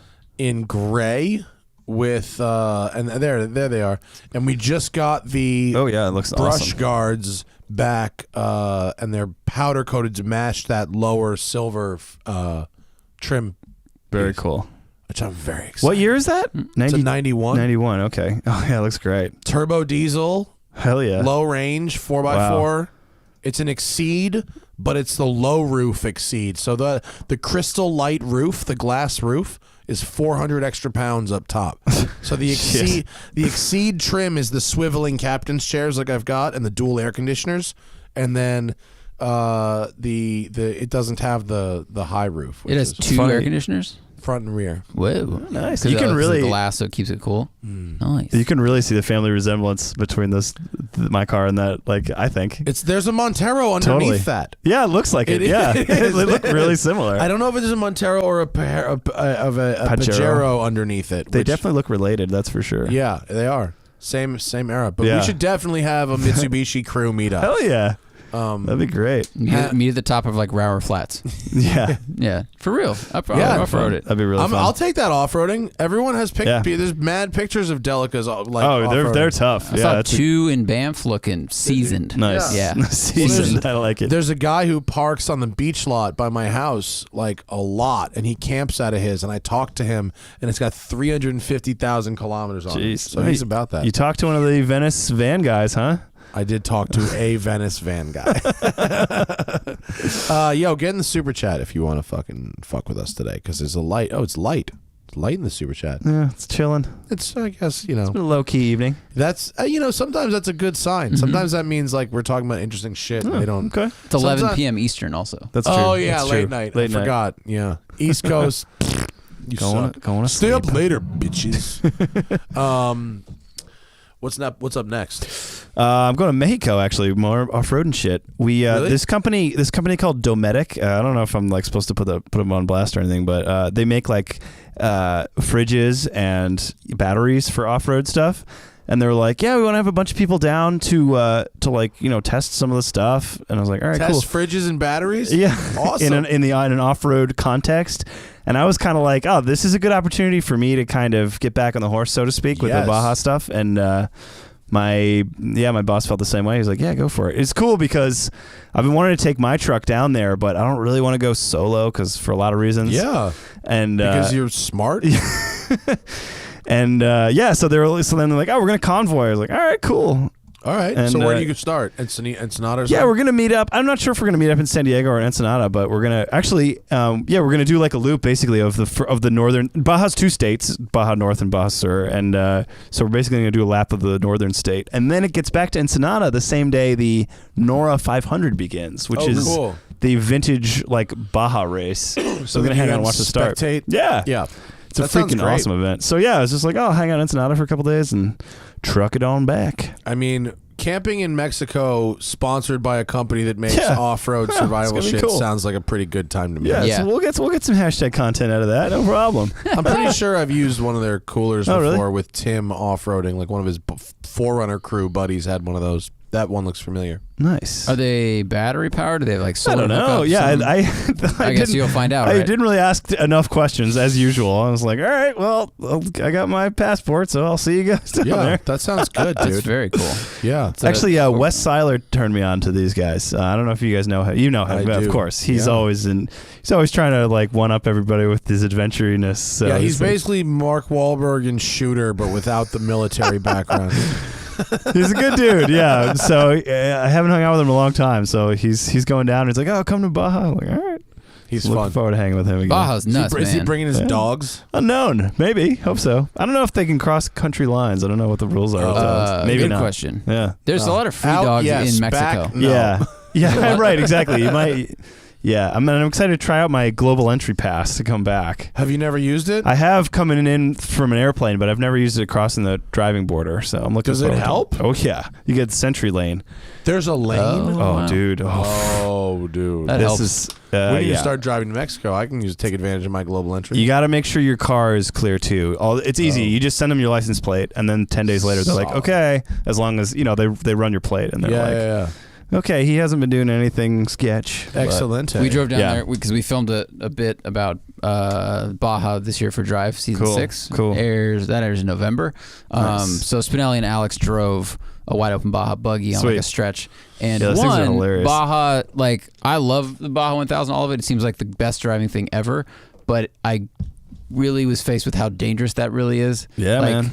It's all exposure. Yeah. It's middle of nowhere. Yeah. There's concrete. They make telephone poles out of concrete there, which some of which are out in the middle of nowhere where you're doing like a really fast road full of jumps.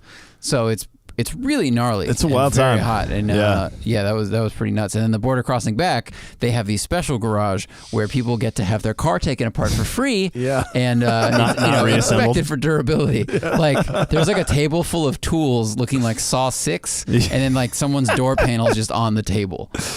People are getting in trouble. Yeah. I drove one of those wide. When it hurt my back in the day was doing the 7-day Baja experience really? thing with wide open, and it was amazing. It was Yeah, fun. they're fun cars. Yeah. So fun. So They're fun. super forgiving too. It's Yeah. just Very like forgiving. what are they on, like 38s or just gargantuan Yeah, now tires? they have Monster like travel, huge travel monster tires, yeah. Subaru engine. Yep. And still my spine exploded. Yeah, I drove one for 20 minutes, and on dirt it was like, this is really fun. The steering's a little loose, etc. And then They're when we got so on the road sketchy to on them. transit back, Oh, mega sketchy. Yeah. yeah, I remember doing that. Yeah, nobody told me of anything about the suspension on the street, and this was like one of my first times off roading. I think like years and years and years ago, and this is like, okay, this is interesting. Well, so for a full day, I'm behind Spinelli and Alex like filming, and Yeah. like, why can't these guys stay in the fucking lane? Like why they're weaving and moving, and this is dangerous. Your car's you're about to cross Right. yellow, and then I drove it. And went, oh, Yeah. no one could stay. They're so sloppy. Yeah, But on dirt, On like, dirt, it makes sense. It kind of makes sense. You have a Yeah. little compliance. it's kind of why cars like the Ford Raptor are so impressive, and also why they can really only go like 30 in like the than like the actual Baja terrain is just because like it's you can't have a street car that can do both. It's just not a thing. Yeah, it's too far of a stretch Yeah. into extremity. Yeah. Yeah. But really brutal race. Yeah. Really cool. Yeah. Really, really cool. yeah, but No, you get refrigerators. Let's Exactly, see what the yeah. audience Yeah. has to say. Let's go to these fools for a little bit. go to the Then phones. Get the fuck out of here. Do you know what I spent? I literally got up Wichita, at 5:30. Kansas, you're on. I got up at 5:30 this morning and had to drive to Yorba Linda to take an 8-hour OSHA course. Day 1 of 4. I have to do this again tomorrow. for your parking shop Yeah. facility. Yeah, I was in class all day and had to get back here to do this podcast. It sucks. So I'm practically brain dead right now, and I've had that much. Did you ever listen to Kevin Pollak's podcast? Probably not. No, but I love. He Kevin had a Pollak. bit where it was like the guest had to pretend to be Larry King. So like you have to say something strange and revealing about yourself, and then go to the phones, and then go to the super chat. So it would just be, I once ate a wheel of cheese and half of it came out intact. Yorba Linda, California, you're on. So he would just shoot all his channels and guests to do that kind of stuff. Very funny. Vlad says, take care, Andrew. I thanks, hope your man. hand is better, and you have love and support from family. Much appreciated. Oh, that was a nice That note. was very nice. Yeah, Jonathan says I have, and then back to the usual. Oh, yeah. Jonathan says I have a 99 LX 470. Love those. Yeah. And a 2003 S2000. Solid Can you combo. zoom in one more level, Zach? I'm Sure kind of can. far away. In my opinion, the best SUV sports car combo from Japan. Blah, blah, blah. He's not far off. Yeah, it's pretty good fucking good. 20K for both, yeah. For less than 30K, what combo would you do from the U.S., Germany, or the UK? Oh, boy. I would skip he have to- Germany Yeah. just because of the amount of money you're spending. Does he have to tow it? I guess he didn't say that. I mean, less No. than 30K? That's very cheap. You can get an E36 M3 Oh, yeah.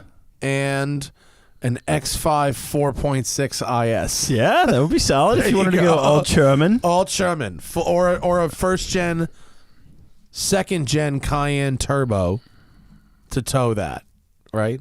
Are they that cheap? First-gen. Maybe Yeah. a beat G-Wagon? Could you do that? No, Go way back? the Beat G-Wagon is still $30,000 lot by of money, itself. right? Even a shitty old G500. Yeah. There's so much money. Yeah. SUV And for sports car. no reason. Yeah, I know.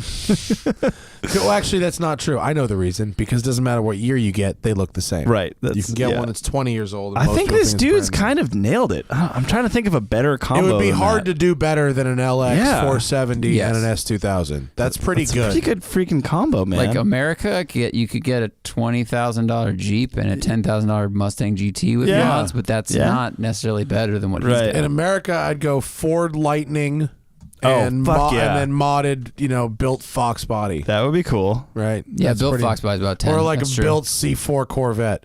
You'd be mobbing in like I've a never late. driven a modded C4. Are they any good? You know what's crazy about C4s is you look at them and you go, well, that's going to be a hunk of shit.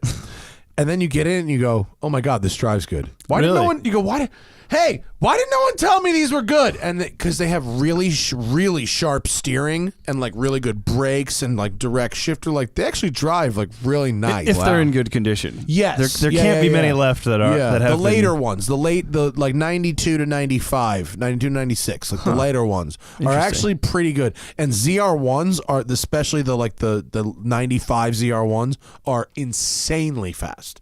But they are made of fucking Legos. And there's no way to look cool in one, no matter. There's not a single modification you can do to one to actually make it look cool. Yeah, they're still they're still struggling because a lot of that 80s stuff is like cool now, obviously, but I feel like C4 is still just kind of You know why? I think there's a difference between whack cool and looking. pretty. I'll too. tell you Yeah. why, dude. They made the C4 for the entire time I was alive until I was conscious enough to be, you know what I mean? Like they made it starting in like 83, like I was born in 81. God, it ran that long. And by the time in like 96, you're like, Jesus, die! When I bought a C5 when I was like a child, Right. Because when the C5 came out, it was like, whoa! Yeah, like, yeah. You guys, look! There's a new like, one for finally. I feel like it's kind of the same with like Corvette C4 to C5 is like BMW E36 to 46. It's just Yeah. like it just got so much better Yeah. that it's like, is it the old one is just kind of like, I don't know. Yeah. But if you want to go fast for not a lot, like Yeah. there was just a C4 ZR1 on Bring It Trailer just sold for $16,000. Seems very That's cheap. like a crazy amount of car. That seems very cheap. very cheap. Even like an average one, is like low 20s. That's and you're going amazing. fast. Yeah, very Yeah. fast. Yeah. Wow. Anyway. All right, there you go. James Good answer. says, have we used Q3? I'm considering a 2018 ATS-V to replace my Fiesta ST. I want stick, 4 doors, CarPlay, and a trunk that will fit golf clubs. Of course. I mean, those are pretty What's reasonable. with the golf clubs? ATS-V's fucking sick. I love that car. They're good. I hate Q. I Yeah. mean, I drove an ATS-V and I hated Q when I drove it. Everything else about that car is pretty good, though, except how it sounds. Don't put exhaust on it. That car's quiet for a reason, because if you make it louder, it only gets worse. Well, it sounds gets worse really than fast. a GTR somehow. Like It's so bad. It's just it's V6. V6s don't really Yeah. inherently sound good. Yeah, but they're fast and they have great chassy, great steering, great ride.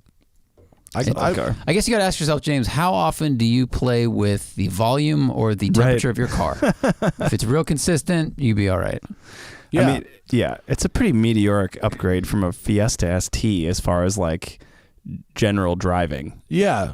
The Fiesta ST is great, But but it's as far rough. as pace and, Yeah. you know. What if you went Chevy SS instead? Interior is not very pretty, but it's way more functional. It's like a calculator instead of a bad tablet. Zach is True. on to something. And you don't have to deal with the ATS gauge cluster, which is the worst. I don't know if you That's can a get weird CarPlay on an cheese. Like- SS. The flat thing, right? It's terrible. Can you get CarPlay on an SS? I don't know if you can. He no, wants. I He can't. demands CarPlay. That's right. That's got to be retrofittable. It's got to be. Maybe.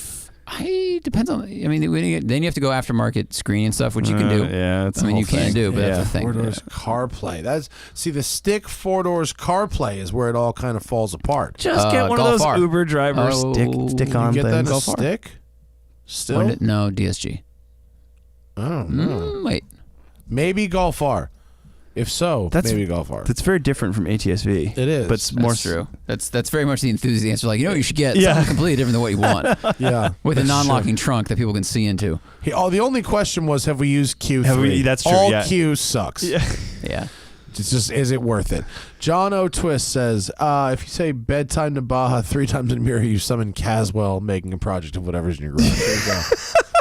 I turned your toaster into a fucking pre-runner, dude. Oh my Caswell god. sent me a video of him. Making his Super Coupe thing.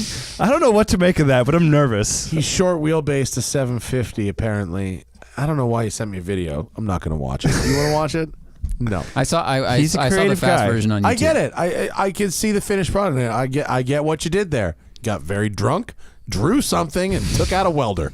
It's the Caswellian way. He's like the guy in New Zealand with the AE86. Yeah. You know, get drunk and cut body panels off Yeah. and then make them out of carbon These fiber guys in his oven. get wasted Wow. and do He did. weight reduction. Because you can buy these like home carbon fiber kits. So he had like an air intake guidance, like some flat thing. We're like, how'd you do that? And he's like, oh, you can just buy it on the internet and do it in the oven. But then The he oven, had, like his oven? yeah, but like Yeah. These guys make carbon fiber in their ovens. But like the inner fenders, the same way you used to be able to what's it called? Powder coat stuff in your Okay. oven. So he also had like the inner fender wells of his car were gone. We're like, you could see the ground through the end. We're like, It was "Why-" like shock tower air. yeah. And we're like, what do you do? And he's just like, oh, I sit down in the shed and I'll have a beer and then I get my cutting wheel and then I just go, what do I not need? And he was fucking Have you serious. been working on that accent? It's like one That of was- the ones that like, was a That is pretty- really good. That was a really good New That Zealand sounds accent. just yeah. like that guy sounded. That was really good. he really did that. And he's missing. And you look and you hear him say that and you look at the engine bay and you go, that's what he does. Like, there's some reason to what he's cut out, but there's also like, it's not perfectly planned. Huh. Seems That's bold. very funny. Very Yeah. Bold move. You know, lightweight A86. Yeah. Ray loved Andrew's E34 M5 article. Oh, thanks. And went to see Alex Roy interview Ed Niedermeyer for his book, which was Oh, great. I want to watch that. When we have Ed on, Ed has an open invitation when he is in town. I have talked to Ed. He sent me the book, which I read, and we discussed on the show with Kyle, the EV record breaker. I forget Kyle Connor? Connor. I forget his last name, but yeah. We discussed the book. Do you want my copy, Zach? You can have my copy. I'll take it. Yeah. I have 2 copies, in fact, and maybe I'll give away a copy to a fan if you want it. It's a really good book, Ludicrous, which is a book about Tesla. It's fair and balanced. It is. I believe you. Yeah. Yeah. The camps are ridiculous right now. There are no big revelations in Ed's book. All you have to do with people, I think, like with Tesla, and as well as Trump, and I don't mean Tesla is Trump. I'm just saying there are things about Tesla that are mildly Trumpy. But like, if you they flood the zone. They flood with information, and you just can't you can't bat them away fast enough. So, but if you step back and you don't look at individual bits of information, but a pattern of what happens, you go, oh well, that's scammy as fuck, and you're looking at a pattern of established facts. So that's what's in the book. You should check it out. Okay. Cool. Cool. Mark says, okay, hang on a minute. What do we got? Okay.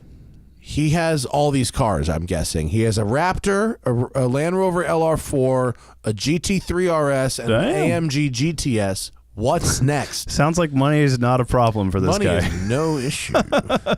Well, he doesn't have any, sports sedans in No, there. he doesn't. He doesn't have like an E63 wagon. Unless it's a 4-door AMG. RS6 Avant. The new RS6 Avant. Oh man, is next. Pretty much. That would line up nicely. That's the answer. Or something old. But yeah. Or something old. That's Yeah. a good one. Yeah. I think something vintage is more. Get a Ferrari 308, man. Ooh. Dive right into the 80s. Get something wacky. I think he needs a cool sedan because everything he's got sports car, off-road. SUV. I think a fast, cool sedan that's real cush and rides really nice. Yeah. Be really good. That makes sense. Discuss my. Oh, okay. Yeah. And then he gave us more money to talk about the last thing. That was nice of him. Yeah, thanks. Yeah, either something old, which I like, an old cruiser, that maybe would be like obviously he's got enough cars so he can get to work if, Right. if something's in the shop. like for maybe a while. like a '65 Caddy on Detroit steels and Ooh, airbags, that could be something fun. like that, or like a lowrider on hydraulics. Something old is a good idea Yeah. because that's got a special smell, feel. Totally, Yeah. it would be Every very different experience. because like Audi Avant's not going to be that different from his AMG GT, like True. Fair experience wise. Yeah. But anyway, that's That's cool. There we true. go. Lucky Nathan guy. says, "I got an E46 325i, and I want to make more power. Where should I start?" Well, you're gonna want to buy an M3. Yeah. I mean, the NA mods on those, like, you could do some breathing stuff. I don't even know if someone makes cams for them. Someone probably does, but there's cams for my car, which has a bigger market, are $2,000. Like, they're not, they're expensive. How much power do you get out of that? You get 40, 50. I mean, it's like sizable, but Okay. it's still I'm not doing Now it. Yeah, you'd no. probably have to do cams, like valves, lifters. You have to do the whole deal, And right? take you do a lot of exhaust stuff, to and the whole take exhaust, system. and you got to get tuned. Like, so Yeah. I think for you, unless you're gonna go turbo and find someone who's built that, just do suspension joints. I know we sort of already talked about this, but lightweight wheels and tires, man. Yeah. Yeah, Seriously. reduce Yeah. weight. Yeah. for sure. Dude, go watch the video that I made and then Zach made of a spec E46 on the track and how much fun we were having. And then you get your car as close to that car as you can, Yes, which does not require a 100%. single bit of horsepower mod except for like maybe an exhaust, like basic. It's all chassis, brakes, and that car. The one I drove was a 330, but you could do it with a 325 also, and it was so delightfully balanced and fun. Cool. If I ever built myself a race car that I owned and raced, it would probably be one of these. It was fun as fuck. amazing, Very cool. amazing car, stock powertrain, like. Maybe some poly bushings could be good. Oh yeah, I mean, Turner there's makes definitely the hell of that whole stuff. kit. Whatever the spec E46 kit is, just get that shit. Or get Nice. as close to that Good as you answer. can. Yeah, bushing stuff. Yep. Shout out Powerflex USA and Bimmer World for giving me my bushings. Nice. Oh, yeah. There you go. Luke says, come out to the LMU Auto Club Neptune Cruise. Ooh, is that like, oh, to Neptune's Net? Listen, Luke, I come to your car club show every year. I came this year with the 720. I'll come next year. I'll bring something else. Not driving with you fools. Is LMU Loyola? Yeah. For those watching Loyola who are not Marymount. in West LA. I'm sure you're very nice. I'm not driving with you. I don't trust you. That's fair. I know how I drove in college. It was Yeah, I wouldn't Exactly. ride near me in college either. Yeah, literally to the place where the fucking Fast and the Furious race happens. No thanks. I'm just kidding. Shout out to the LMU Auto Club. They do a couple charity events every year, Cool. and I go. And I don't know how. Go find them somewhere on social media because next year I'm going to go to their event and bring out the Countach or whatever the fuck. It was just a couple months ago, so it's like next summer. and they're so young. They'll be like, "What's that?" Yeah. And then he says again, thoughts on the Aston Martin Rapide? I have a whole video on the Aston Martin Rapide and one on the Rapide S. You can check those out. Nice. The Rapide is kind of dumb. It's a great two-seater. The back is so comically small in that car. Oh my god, It's beyond unusable. terrible. Do you know the differences between a Rapide and a DB9? Nothing. Absolutely nothing. Yeah. What's the fit the actual same- length difference? It's got to be like 4 inches. I think it's 10. It's I don't know where they more put it. than you'd guess, but like because the seat itself like actually takes up a lot of room. You know what I Right. mean? So It's a gorgeous car, but the back There's seat no really is space you know, back there. Yeah, Like none. they actually do they work okay. Like they don't have a lot of like Aston had pretty much figured out that formula by then, and like they work all right. They're not like terrible piece of junk, but like it's for a tense marriage where you have a DB9 and your spouse is like we have kids. Yeah. They need to sit. You can't drive a 2-hour car, and you went all right, and you come back with that. And then Mark followed up later. The guy who had all those cars and wanted to know, and he wants something funky to daily drive. Bought the M5 Comp, sold it. Funky to daily drive. I mean, dude, there's all kind of like go 60s. Go 60s. I think 80s too. Like get yourself a Skyline, R32 Skyline GTR. That's funky. Perfect. Right-hand drive is a really and you can definitely afford game. it. Yeah, you could definitely afford that. Funky, or get like a Volkswagen Bug or a BMW 2002 or like an E30. E30s are fun to daily drive, and they're funky. Buy an electric Volkswagen from EV West. There you go. For real. Mobbing. That's the fastest That'd be Volkswagen great. van in the world. Hell yeah. And then lastly, car stuff to do. Car stuff to do. Near LMU in Santa Monica. Fucking Stop at stoplights. There's a bunch actually. There's Deus Ex. There's, I mean, there's is events. that what I, he means? meant, like, I took it as driving, which is Oh, unfair. I thought he just Driving? meant like None. stuff. There's Manhattan Beach Cars and Coffee. There's I mean, if you go up to like, you know, Malibu cars and really, Malibu Cars and Coffee, Manhattan Beach Cars and Coffee. There's El Segundo Cars and Coffee. No. El Segundo does a show twice a year. Marina Del Rey does a car show twice a year. Culver City does a good car show. The annual. Twice. It's mostly low riders, but it's fun. Mostly hot rods and hot riders and low riders. And there's the Motoring Club. Have you guys been over there yet? What is the Motoring Club? Yeah, the Motoring Club is like a country club for car people. I don't know. I'm actually a member. I will, full disclosure. Like a social member? Yeah. It's basically like, it's kind of like Classic Car Club Manhattan, but they haven't really started their rental fleet yet. It's like a clubhouse. Are they going to be doing rentals? They're thinking about it. Oh. I think they're still sort of, it's new. But it's basically, like Deus, but for cars instead of motorcycles. Exactly. Yeah, they bought it's like they've got a big hangar and they've got a coffee and beer, and beer's actually super cheap. And they do like a low key cars and coffee every Sunday, but sometimes they like blow it up and have people. They had there was a Bugatti carbon fiber EB110 there a while ago. There's like, oh, I know that guy. Yeah, I saw that guy Alpha Lux. Peterson. Yeah. Yeah, it ranges. So sometimes it's kind of low key, and and it's just like people hanging out, and sometimes it's like wild. I got a membership because it's like I use it as like co-working space because my wife and I both work from home, and that gets a little bit much once in a while. So that's a great idea. Yeah. I always get depressed every Thursday because I work from home Monday through Friday, basically. Right. So yeah. So it's like you go and you can like sit and drink their coffee and get on Wi-Fi, and it's fine. So I'm like, yeah. So, and there's always cool people there. So it's just like the other day, I randomly met some dude who told me about his S2000, and yeah, it's fun. It's good for like, yeah, us work from home people who don't have a lot of like necessarily outlets. I think you guys are the first like human beings I've spoken to other than my doctors and wife in the last like 2 weeks. So it's just like, that's terrible. Yeah. Well, you know, it gets very insular when you're. It does. Yeah, I know. Oh yeah. The Motoring Club guys are nice guys. That Viper he's a member there, right? I think. He is. Yeah. I think he might be one of the like founders or one of the people behind it. Me and Vinny were sitting at Bill's when this guy rolled up, and I tapped Vinny, and I go, Vinny, I know that car. And Vinny goes, oh, no fucking way. Is that the car? And I go, yeah, that's the fucking car. That is the Hennessy press car. Oh, really? That the guy owns. Yeah, all the magazine covers and shit have that car on it. Yeah. And we remember that car very well from back in the day. It's a press freaking car. Unreal. Yeah, it's a neat car, isn't it? It's very cool looking. Yeah. Yeah, so there's their parking lot. Yeah. And that's the inside. Yeah, so there's like obviously a drone shot, just like some random Sunday. Yeah. And they do themed events, and that's it. You can like get in there, work on your computer. During the week, there's like 4 or 5 dudes in there just hanging out. There's like dogs sometimes.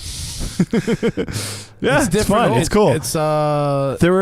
I was talking to one of the guys who runs it. He was like, yeah, we want to get some members. Like we want to diversify because they've got as you can imagine, there's a lot of dudes with Porsches. A lot of white dudes with Porsches. So we're like, yeah, we're trying to like figure out how to get like non-Porsche people like, but you know, obviously it's West LA. Most car people have Porsches. That's So it's like, market. That's not fair. I live in West LA. yeah, right. I don't have a Porsche either. I have a car. So I'm mixing it up with my shitty old Scout and Mitsubishi. Oh, man. On my 300CX. I'm like, I'm gonna pull up a photo of you your have to Scout. you have to park near me. This is the most Scout picture I've ever seen. Yeah. It's just Perfect. Oh yeah, that was Zip. I used ACP. Andrew Comrie Picard started Yeah. a tire company. Not a tire company. A tire installation company. He did? Yeah. yeah, it's great. Sorry, he comes to your house and puts new tires in your car? Yeah. Yep, Yeah. they did it for me with Really? my car. Yep. Yeah. Out of like a truck? They bring a van. It's got a tire mounting balancer. thing and Yeah. all that Really? stuff. Yep, Yeah. it's Did he come fucking great. himself? He did not. Oh, okay. He sent a guy who knew exactly Yeah, what he was yeah. doing. Did Robert hook you up, or was it? Do you have a different guy? He sent I- Robert to put my tires on. I'm going to He's see really him nice. tomorrow. Oh really? Yeah. Ah. I'm drinking bourbon with him, Johnny, That's good. Matt Crook, and Sarah Trimble. Ah, cool. That's a good crew. Johnny uses a zip tire a lot, and like It's puts called on, zip tie? It's called zip tire. Zip He puts it on tire, Instagram a not lot. zip tie. Oh, zip tie. Zip tire. Oh. Zip tie is funny. It is funny. Zip tie is a funny name, but zip tire is good too. They were cool. So I had like sort of a convoluted thing because I was ordering my weird wheels, and then I wanted to put the tires that were on my Montero onto my Scout. So he had to do like 10 tire changes, and he showed up and he's like, "Oh, okay," but he was really cool about it. It was like I did that too because I He needed did a lot of I muscle. needed drift tires on whatever wheel on the front wheels, and Yeah. I needed like my Michelin. So it was like Right. 6 tire changes, not 8. it was like a whole But thing. they were cool about it. But yeah, he was nice. And then I did have like a wheel weight fall off, but they're like, "Oh, did you like drive it afterwards?" And I said no, which I hadn't because I had the tires put. I didn't realize you had to like get the like weight, drive like- a little bit. I don't know. He was You like, do?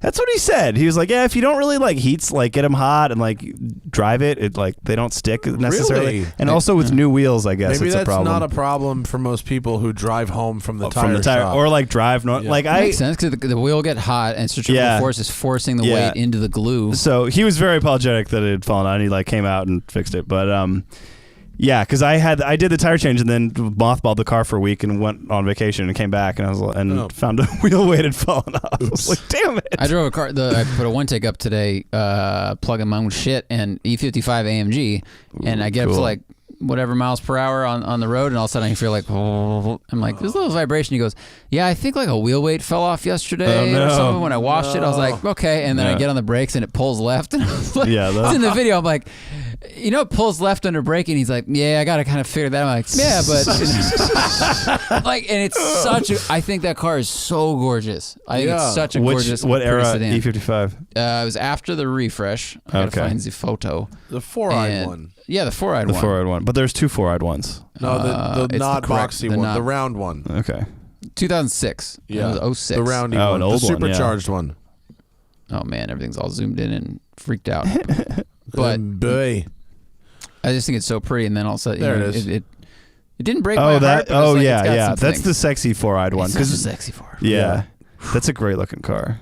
Yeah. Are they expensive still?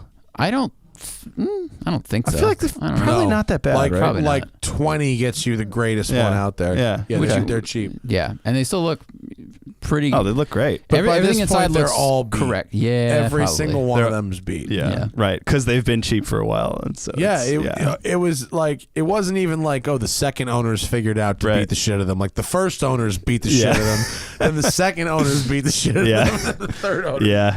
they're rough. I really wanted a W202 C class for a Yeah. long time, but same deal. They're all so used. Yeah, Well, Dude, it's like it's a nice thing. The first person buys it, it's expensive, and then it gets passed Right, down. right, of course. And eventually, it's Yeah. just like it won't. Someone like me with M3, it's like finally I can have this, and then just destroy it. Did you see on my Instagram? My friend Cam has one of those R63s, Oh, and he put a Weisstech. Go down. He put a Weisstech supercharger on it. There it is with the hood up. It These makes are 750 horsepower. holy! He's got the right wheels too. rear That's wheel sick. drive with these giant mono blocks. Oh, These yeah. are some of the cool. This is one of the coolest cars ever. Yeah, for this sure. guy is Wow. Cam is the he's the Optima guy. He's like the Okay. PR guy for Cool, Optima cool. batteries. How nice and tidy is that install That's too? very It's like Of super course. stealth, but it just mobs. And look at the license plate. I can't see that. from here. Vanarchy. That's great. That's great. What a good car. Yeah, that's Good car. and the that's killer. family stickers. The one car it works on. That's like the first fast crossover. I mean, it's like a van sort of, but it's more like a tall wagon. You know, it has captain's chairs. The second row is captain's chairs. Yeah, that's really cool. I would love to. I should actually. We should reach out to Mercedes and ask, like, what was the design mandate? Like, what were you guys? Not in a dick way, but what were you thinking? That is the nicest way. I'm so glad I heard you say that. Now I know how to nicely say what were you thinking. What were you guys? What was the design mandate? Yeah. Well, I always imagine them in some room and some exec comes in with like, all right, match these words to like these images and bring us a car. And then I feel like at some point Chrysler went to their designers and said, all right, make the Pacifica this, but you've only got 2 hours. This thing, that Jewish Racing Gold one is very good. I mean, let's be real. It's very similar to the Pacifica, the R class. Like, no, when the Pacifica was new, it wasn't bad. It wasn't. Oh, you mean the van? You mean the van? I meant the last Pacifica. Yeah, I used to. early I ones. just wanted to pull up a photo for people. No, when that one came out, the new one's fine. This thing. When that one came out, it wasn't bad. I don't think that's bad. No, I remember driving one when it was new. It wasn't bad. I'm not saying it drove bad. This is when I wished I was a designer. It was all right. Really? It was all right. I look at like. I think that's okay. It's not amazing. It was okay. Front, When it was new, it was know. okay. My friend's dad back in the day got a brand new Chrysler 300M. Remember that one? Oh, yeah. Like the real sporty one that had like the body kit and the wheels on it and had the Indiglo gauges. Oh, God. That one was it actually drove pretty cool. It did. When I was a kid. My friend's dad, one of these, he got rid of his like Taurus for this, all of which had like fast V6s. Yeah. But we're like, this is sweet. Can you find the one with the body kit on it, like the performance one? Like it was like an awesome one. Wheels. That's it? Oh, on the left, it's silver. That up one, left. That. So it's a shit picture, but it highlights the difference in the body kit because the body kit was that gray color no matter what color you got. So unless you got a gray or black car, it actually looked really dumb. But it drove pretty good. God, that is irredeemably ugly, I think. Yeah, it is just, that's like a Mazda Millennia that melted. I'm just thinking, Millennia was kind of good. It was, yeah. This just screams Metamucil to me in so many ways. It's like it's smooth and meh, and the person buying it needs fiber. And what's cooler from that era is like Chrysler Concorde, which had that wide mouth. Concorde. The Concorde was rough. And a cool name, too. Friend's dad had a Concorde. It was pretty rough. Had a big ass mouth. Oh, yeah, look at that. It's hungry. Just screams rent me. Yeah. Well, this was also back when like everything was very round and melted soap looking, because that's kind of what they could make. Oldsmobile, Alero, they all look like that. Taurus, the Frogger, Taurus. Nothing we made here was make it go away. I know. I'm blind. Look right under it. It's like almost related searches. 03, Taurus, Concord. Related searches, cars that look like frogs. Yeah, that one with the giant mouth. I don't know. I kind of like it. You could do a piece on big mouth cars that were kind of terrible and yet are charming. I might. All right, let's get back on this train and take it to the station here. Oh, that was quite well done. Oh, wasn't it? Rigo says that's the bourbon. Rigo says it's possible. Is it possible? Oh wait, hang on. What wording is this? Okay, it's possible. Think it's possible. Is it possible Honda's going to have a new S2000 to compete with the Mark V Supra, considering the Civic Type R and the NSX revival? Speculation of a formula to make it succeed. I think the answer is no. Oh, yeah, I don't think so. I think this be cool. I don't think so. Anything needs to come into the market to compete with the Mark V Supra. That's a super niche product. If Toyota came out with a high performance crossover that ran for 800,000 miles, then Honda would jump into that RAV4 GMR. I mean, look, the only reason that the Supra has come into existence is because of the partnership with BMW. So Honda would probably have to do that. They have a lot of money. They have all the money, but still, they probably would. Yeah. And even then, Toyota was like, we still want to partner on this kind of thing. They want to make money, not spend money. Right. So how big is the market really for really fun, two-door coupes of that kind of price point? But pretty small. Yeah, I guess what was the market for CTR too? That always I'm always kind of surprised that car came to life, and not in a bad way, but. I think it's a limited edition car. Yeah. I think don't kid yourself into thinking they need to sell more of them than they do. Right. It's overrepresented in the media. Right. You know what I mean? Totally. It's an awesome car. It is cool. But how many are they making? it's like $1,500 a year or something. Yeah. Like, it's not a lot of cars. Right. You know what I mean? If they didn't say we were going to make $1,500 a year, but that's how many they made, you'd be like, bomb. You know what I mean? But if True, it's limited to $1,500 a year, it's like, whoa. That's a good point. You think we're gonna get a second gen Civic Type R? I do. Yeah. Yeah. I think they'll keep making it. I think it's a good look for them. I see a decent amount of them around LA. Like I do see them in more LA. than I would expect. Yeah. Well, they're nice cars. Yeah, Have it's a good you car. driven one? Oh yeah. They're nice. It's good. Yeah. It's very good. They're a lot of fun. Yeah. I don't think these Rigo. I'm sorry to disappoint you. I don't think they're making a new S2000. I don't think so I don't either. see it happening. I don't think so either. And if they do, they're gonna have to It'll go be half. electric. They're gonna have to go halfsies with somebody. They like, could go electric. Like Toyota. I Electric think sport's I gonna be bet very cool. within But 10 then- years you'd see an electric S2000. But then it's not kind going to of be called successor. S2000. It's going to No, be it'd called be something called else. like the S3000. S1.21 S- S Pi. It's over 9,000. S2000 volts. Oh, and then our friend with Mark's back. the indecision, who's 2003. he's probably drunk by now. Vanagon, Eurovan, and Safari hit. All right, sure. I mean, why yeah, not? those Vanagon Eurovans. Just get the Delica. Yeah, that's better. Get a Delica. It's already done. Yeah. Eurovans aren't that cool. They're front wheel drive. Yeah. They're like it's like a Jetta based vehicle. Yeah. They're really. Like, they're fine for being RVs, but Yeah. if you- Yeah. Safari have front wheel No, drive. get a You're not Sprinter. gonna- If you want a van, like start with a Sprinter. Like that's what Yes. people with money do. Yeah, that's or true. yeah, or Or a even a Transit. Transit. Yeah, Like start with a good van. Get a Mazda MPV at least. Like that's at least all-wheel drive. Oh, an MPV. There you go. Jeremy Land, we're going to finish it out. Last one. Favorite concept car ever? Ooh, ever? Wow. He likes the Escala Escala. I concept. think that's I the don't know Buick. what that is. I think it's the Buick concept, which actually was very, very pretty. Is that what that is? Buick? I think so, right? Cadillac? Oh, it's a Cadillac. Okay. Oh yeah, that I thing think was- that became the CT6. That's pretty close. It's yeah. like- did it, Matt. I think it did. Pull that up. That's a nice. There was a Cadillac concept I loved called the CN. CIEN. Oh yeah, the 16-cylinder one. Yeah, I liked that one very much. This looks a lot like the current S90 Volvo. It actually does look I a lot. think, yeah, Oh wow, you can't unsee that. with the can hood you, and Zach? the that really looks fenders a and the lot crease in the like- back. Yeah. A lot like the S90. I wonder if the same studio did that. No, Volvo has their own studios for sure. They wouldn't be pimping that shit out to Cadillac. No. You know what I liked? My favorite concept cars ever. You got to go way back. I liked the Motorama Firebird concepts. The GM Fire. Actually, no. The Alfa Romeo Bat concepts. There were 3 of them. Do you remember those? Yep. The Alfa Romeo Bat concepts They were were fun. real crazy Oh my God. and just. Oh, yeah. Remember these things? Yeah. They were I've seen that. amazing.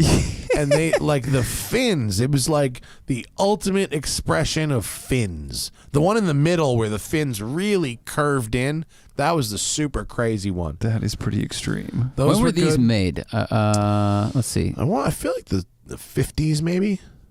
Oop. Oh, there you go. Would have been pretty cutting edge for.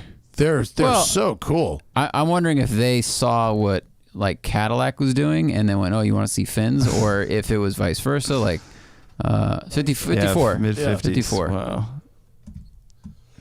Good, throwing it way back for the concepts. I was gonna say the Nissan Sneezed my headphones off.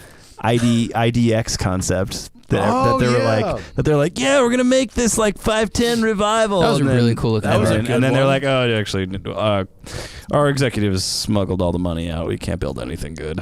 Here's the 370Z again. It has Commemorative stripes edition. now, Like we've seen this before. No, this is a new one. Like, why? but stripes. But yeah, But you guys. Could I interest you in stripes? But you guys. this is Nismo. It's That is different again. that's a very That cool was a sweet car, concept. yeah. I remember seeing that at one of those shows. You know what really inspired me as a kid is the Ford Indigo concept. Hell You yeah! remember that one? From Need for Speed 2 or Yeah. something? Yeah, the Ford That Indigo one was was the sweet. jam. Oh, and the hell yeah. Indigo actually Yeah. was a real in terms this was a running driving car. This wasn't just Cool. some mock up. Oh, this I was a remember running driving concept car, very insano looking. God, yeah. And it had a V12 in it that was made of 2 Ford Mondeo V6s, and that V12 ending up becoming the Aston Martin V12. Oh, cool. My Vanquish. Cool Yeah. history there. Yeah. This was some wild shit in the Yeah. 90s. Oh, yeah. Same design language as the GT90 Ford concept. Right. I remember this being on a magazine when I was a kid, and I was just like, when is this coming out? I will buy it. I don't know how. Yeah. And do you remember the Pontiac Banshee concept, which actually became the not the Solstice, the Sun. It became the second-gen Sunbird and the F-body Firebird. But pull up the Pontiac Sunbird. The Pontiac Banshee was basically the F-body Firebird styling before it got turned into normal cars. No, that's from the 60s. We got to find the 90s one. That one. Oh, my God. I had a toy of that. Yeah, I did too. I had the model. Go down the bottom row there. That one. That's the Pontiac Banshee. Yeah. It's so simple, kind of. Kind of, yeah. Very F-body. You can 100% see where F-body came from. Yeah. Wow. It looks like it'll go 400 miles an hour, though. It looks like it's got Dracula's haircut. It does. For people listening, it's like picture an all red F body that's stretched, and then just there's this black triangle that runs from the windshield all the way basically to the front bumper. I wonder why they did that. The Hilarious. Just what year is that from? Kind of accentuates the curve of it. Yeah, I it think. definitely does. What year is that? No, look, it's on the bottom of that picture. Go back. 88. 88. Wow. So 88. Wow. So 88. The F-body Firebird didn't come out until 93. That's the smoothest thing that had ever been drawn. Oh, 88. yeah. 88 was just angles and rulers. Yeah. And, That was So definitely. when I was a kid, my aunt worked at Ford. Can you pull up the Ford Mustang Mach 3 concept? Do you remember this from the 90s? No, I don't think so. I believe it's the Mach 3 concept. Yep, that's it. When I was a kid, my aunt worked at I don't Ford. remember That's that. it, the red one, second one. Yep.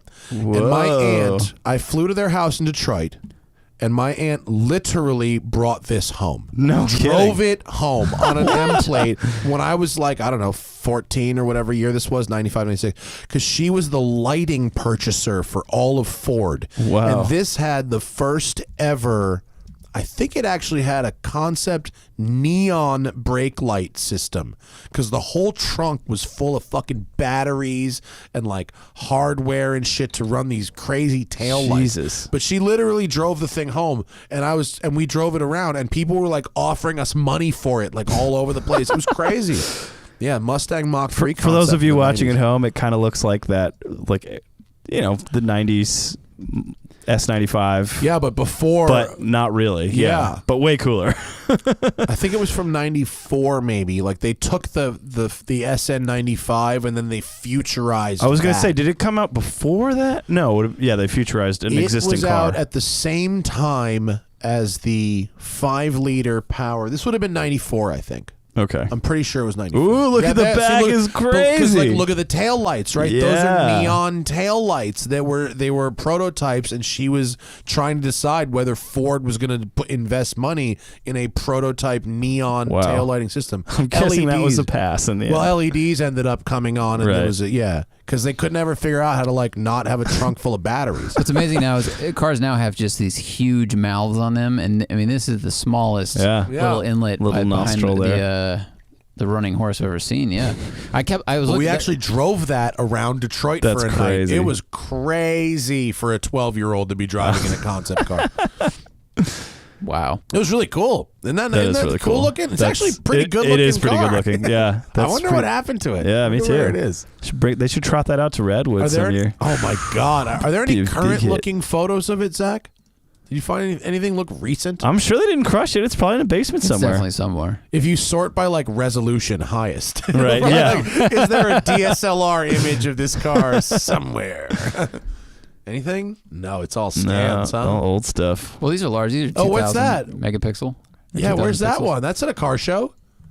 It exists. it exists. It still exists. That's a modern photo. Open yourself. There we go. That's a modern photo. Yeah. It exists somewhere. God, look at those rims. Good The Lord. wheels haven't really Good aged well. Lord. I'm not sure those were the wheels that were on it when I drove it. I think it's got rims on it. Are those the wheels that were on it back in the day? I don't think. No. This has like the. Yeah. the It's got double like spokes. different Mustang-y wheels on it. Yeah, it had like normal Mustang. It had these on it. wheels. Yeah, it had those wheels on it. Yeah. That like, looks like a toy. It had. It You is. know what wheels it had on it? It is it had the wheels that became the '96 Mustang GT wheels. Gotcha. But before they were the Mustang GT wheels from '96. Yeah. There it is, folks. That's Cool, our man. show for the night. And that's Yeah, the way it split was. fork. Yeah, the split fork design. Split Bef- fork It was 5s. 2 years before the split fork came out, and that's what it had on Those it. are different. Those fucking chromes are terrible. Those have to go. Jeez. Oh, is that? Yeah, there they are. It almost looks like a This fucking website Boxster sucks. from the side there. Kinda, Well, right? it's got like the speedster kind of vibe Yeah. going. Yeah. It was real cool. It was an automatic, which was lame. Right. I even as a kid. I'm impressed it moved under its own power. Yeah, no, it was a drive. It was Yeah, a full-on that's very driver. cool. Yeah. I mean, I remember being 12 and being like, it's an automatic. Boom. But like everything Well, else- in the 90s, the performance automatics were sort of like not really a Yeah. thing even, Yeah. especially in a Mustang. No. I guess. Do you think it's computers that, like, because the Indigo, like, they fucking built that. That was a driver. Like why? Like, what was the point? What was any of it about? Like, Why'd they build it? yeah, why build a driving concept car like that? Yeah, God only knows. I don't know. It could have been. I mean, it could have been developing that engine, and they were just like, we need a That's test bed true. for it. It could have That's been testing true. manufacturing, kind of like the 3D I printed wonder car. if it helped them like They had write off the cost of the engine development on Maybe. some concept car or something. There's probably some tax play there or something. Maybe. Or they just had more money to throw around, and they were like, "We can power it." Why 90s, not? yeah, maybe 90s Ford was just hot. Yeah. On Who the knows? on the success of the froggy-eyed Taurus. Yeah, maybe. But that thing was That cool. Explorer money. That's How- what it Yeah, was. oh, How yeah, was that yeah. Eddie Bauer Explorer Yeah, that's right. money? Yeah. How mad is Porsche that they took a wing off the back of a 911 and just flipped it around and put it on the front of the car? Like, I mean, the car has a fwing on it. It's If people a listen, Oh, yeah. proper, and it's proper got fwing. lights. It's kinda got like- lights. It's kind of like that Panos car, and also obviously a little bit of Plymouth Prowler. Oh, the AIV Panos, the Roadster. yes. You know, my friend Doug Tabbitt's got one of them. Really? Yeah, he's got a pull up No kidding. switch cars real quick. I proposed Doug something today via text. He owns a dealer called Switch Cars out of Ohio. Okay. And they have really funny, just pull up their inventory because they have the weirdest shit because Doug is such a fucking crazy man and his buddy John, and they just buy, they have your normal run of the mill exotics, right? Your Porsche GT3s and your RS, but then he has like mint condition Acura Legends and Dodge Stealths Sweet. and like Dodge Stealth 91 twin dude, pull turbo. that Hell over. yeah. Yeah, like he buys all this random ass shit, and it's got like Oh, no mama. miles on it, and he has a Panos Roadster too. Wow, but he's look at got that this- thing. this You know what? I mint-ass- don't hate it. I don't hate it. That Stealth is great. This was one of the only newish cars my dad ever admitted to liking. Where I saw he was like, you know what? I also always liked the Dodge Stealth. Like he says it like, I don't know, like a concert he shouldn't have gone to when he was a kid or Right. something. Do you know how good a job they did, and how long it took me as a child to understand that this was the same car as a 3000 GT? Yeah, They made it that's look so impressive. much different that I didn't put it together until I was much older. It's very different. Yeah. That whole rear area is. What else does Doug have in his inventory that's fun? He's got some really strange stuff sometimes. we got here? Mustang, Jaguar XJ. There's the Panos. The Panos Oh, yeah, here we go. Roadster. Yeah. That's What does he want for that God, weird look at thing? that fucking Does it say- car. Does he have a price on that? $40,000. Really? Yep. That's a lot of weird for 40 Wow. grand. Very weird. Yeah, so it basically it almost looks like a Caterham, but not A really. Caterham and a hot dog. Pull up, you gotta get a picture, Zach, of the interior because it's got a Mustang Cobra engine in it. It's a 32 valve Mustang Cobra engine. This fucking thing. It looks like a lot of fun. It's to got be good honest. stance. Where do you see the gauge Look at the pod? back. Oh my god, the back is way too retro. It's a no, little Humpty no. Dumpty. It's very it's an MG friendly.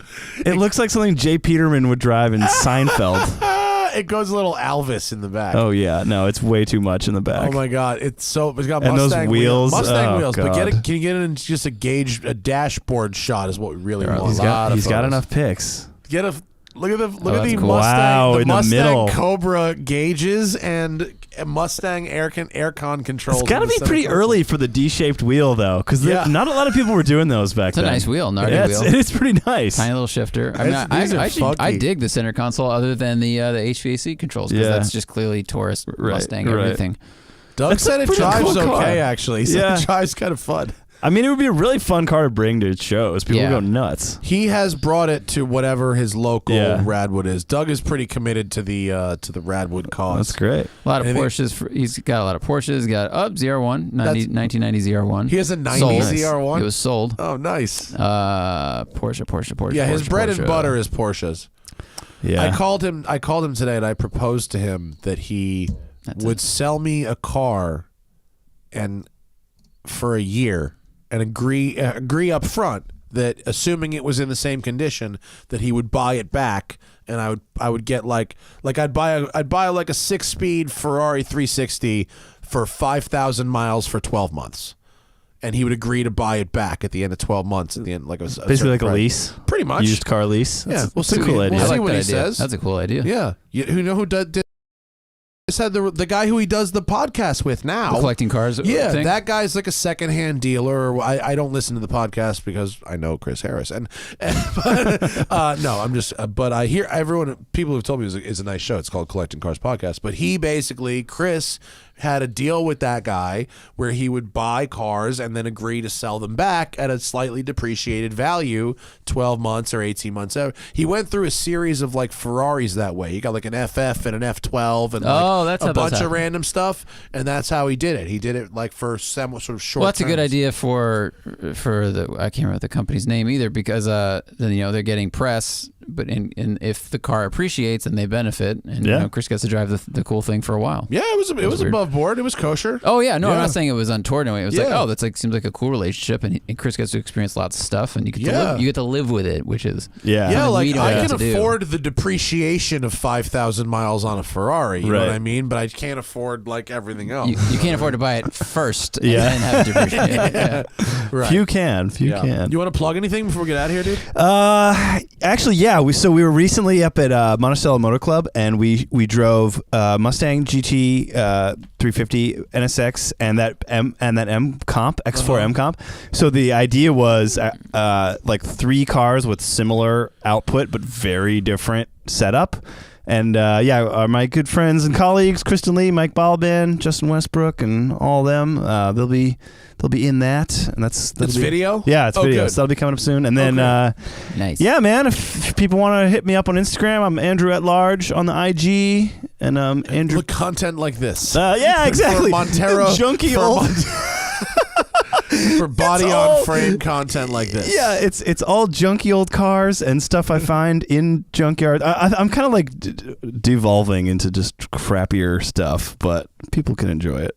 That's what Jalopnik's for, dude. Yeah. Is that a Di Tommaso Mangusta out your window there? That's street art. Actually, not too far from here. Street art of a Di Tommaso Mangusta. Yeah, there's this crazy like 80s car street art on Washington Boulevard. Really? But yeah, near the AutoZone over there. Oh, we're gonna have to go find that. Yeah, you should check it out. There's a Burt Reynolds mural around yes, the corner from my that's house. right. that I've rules. seen that. Yeah, man.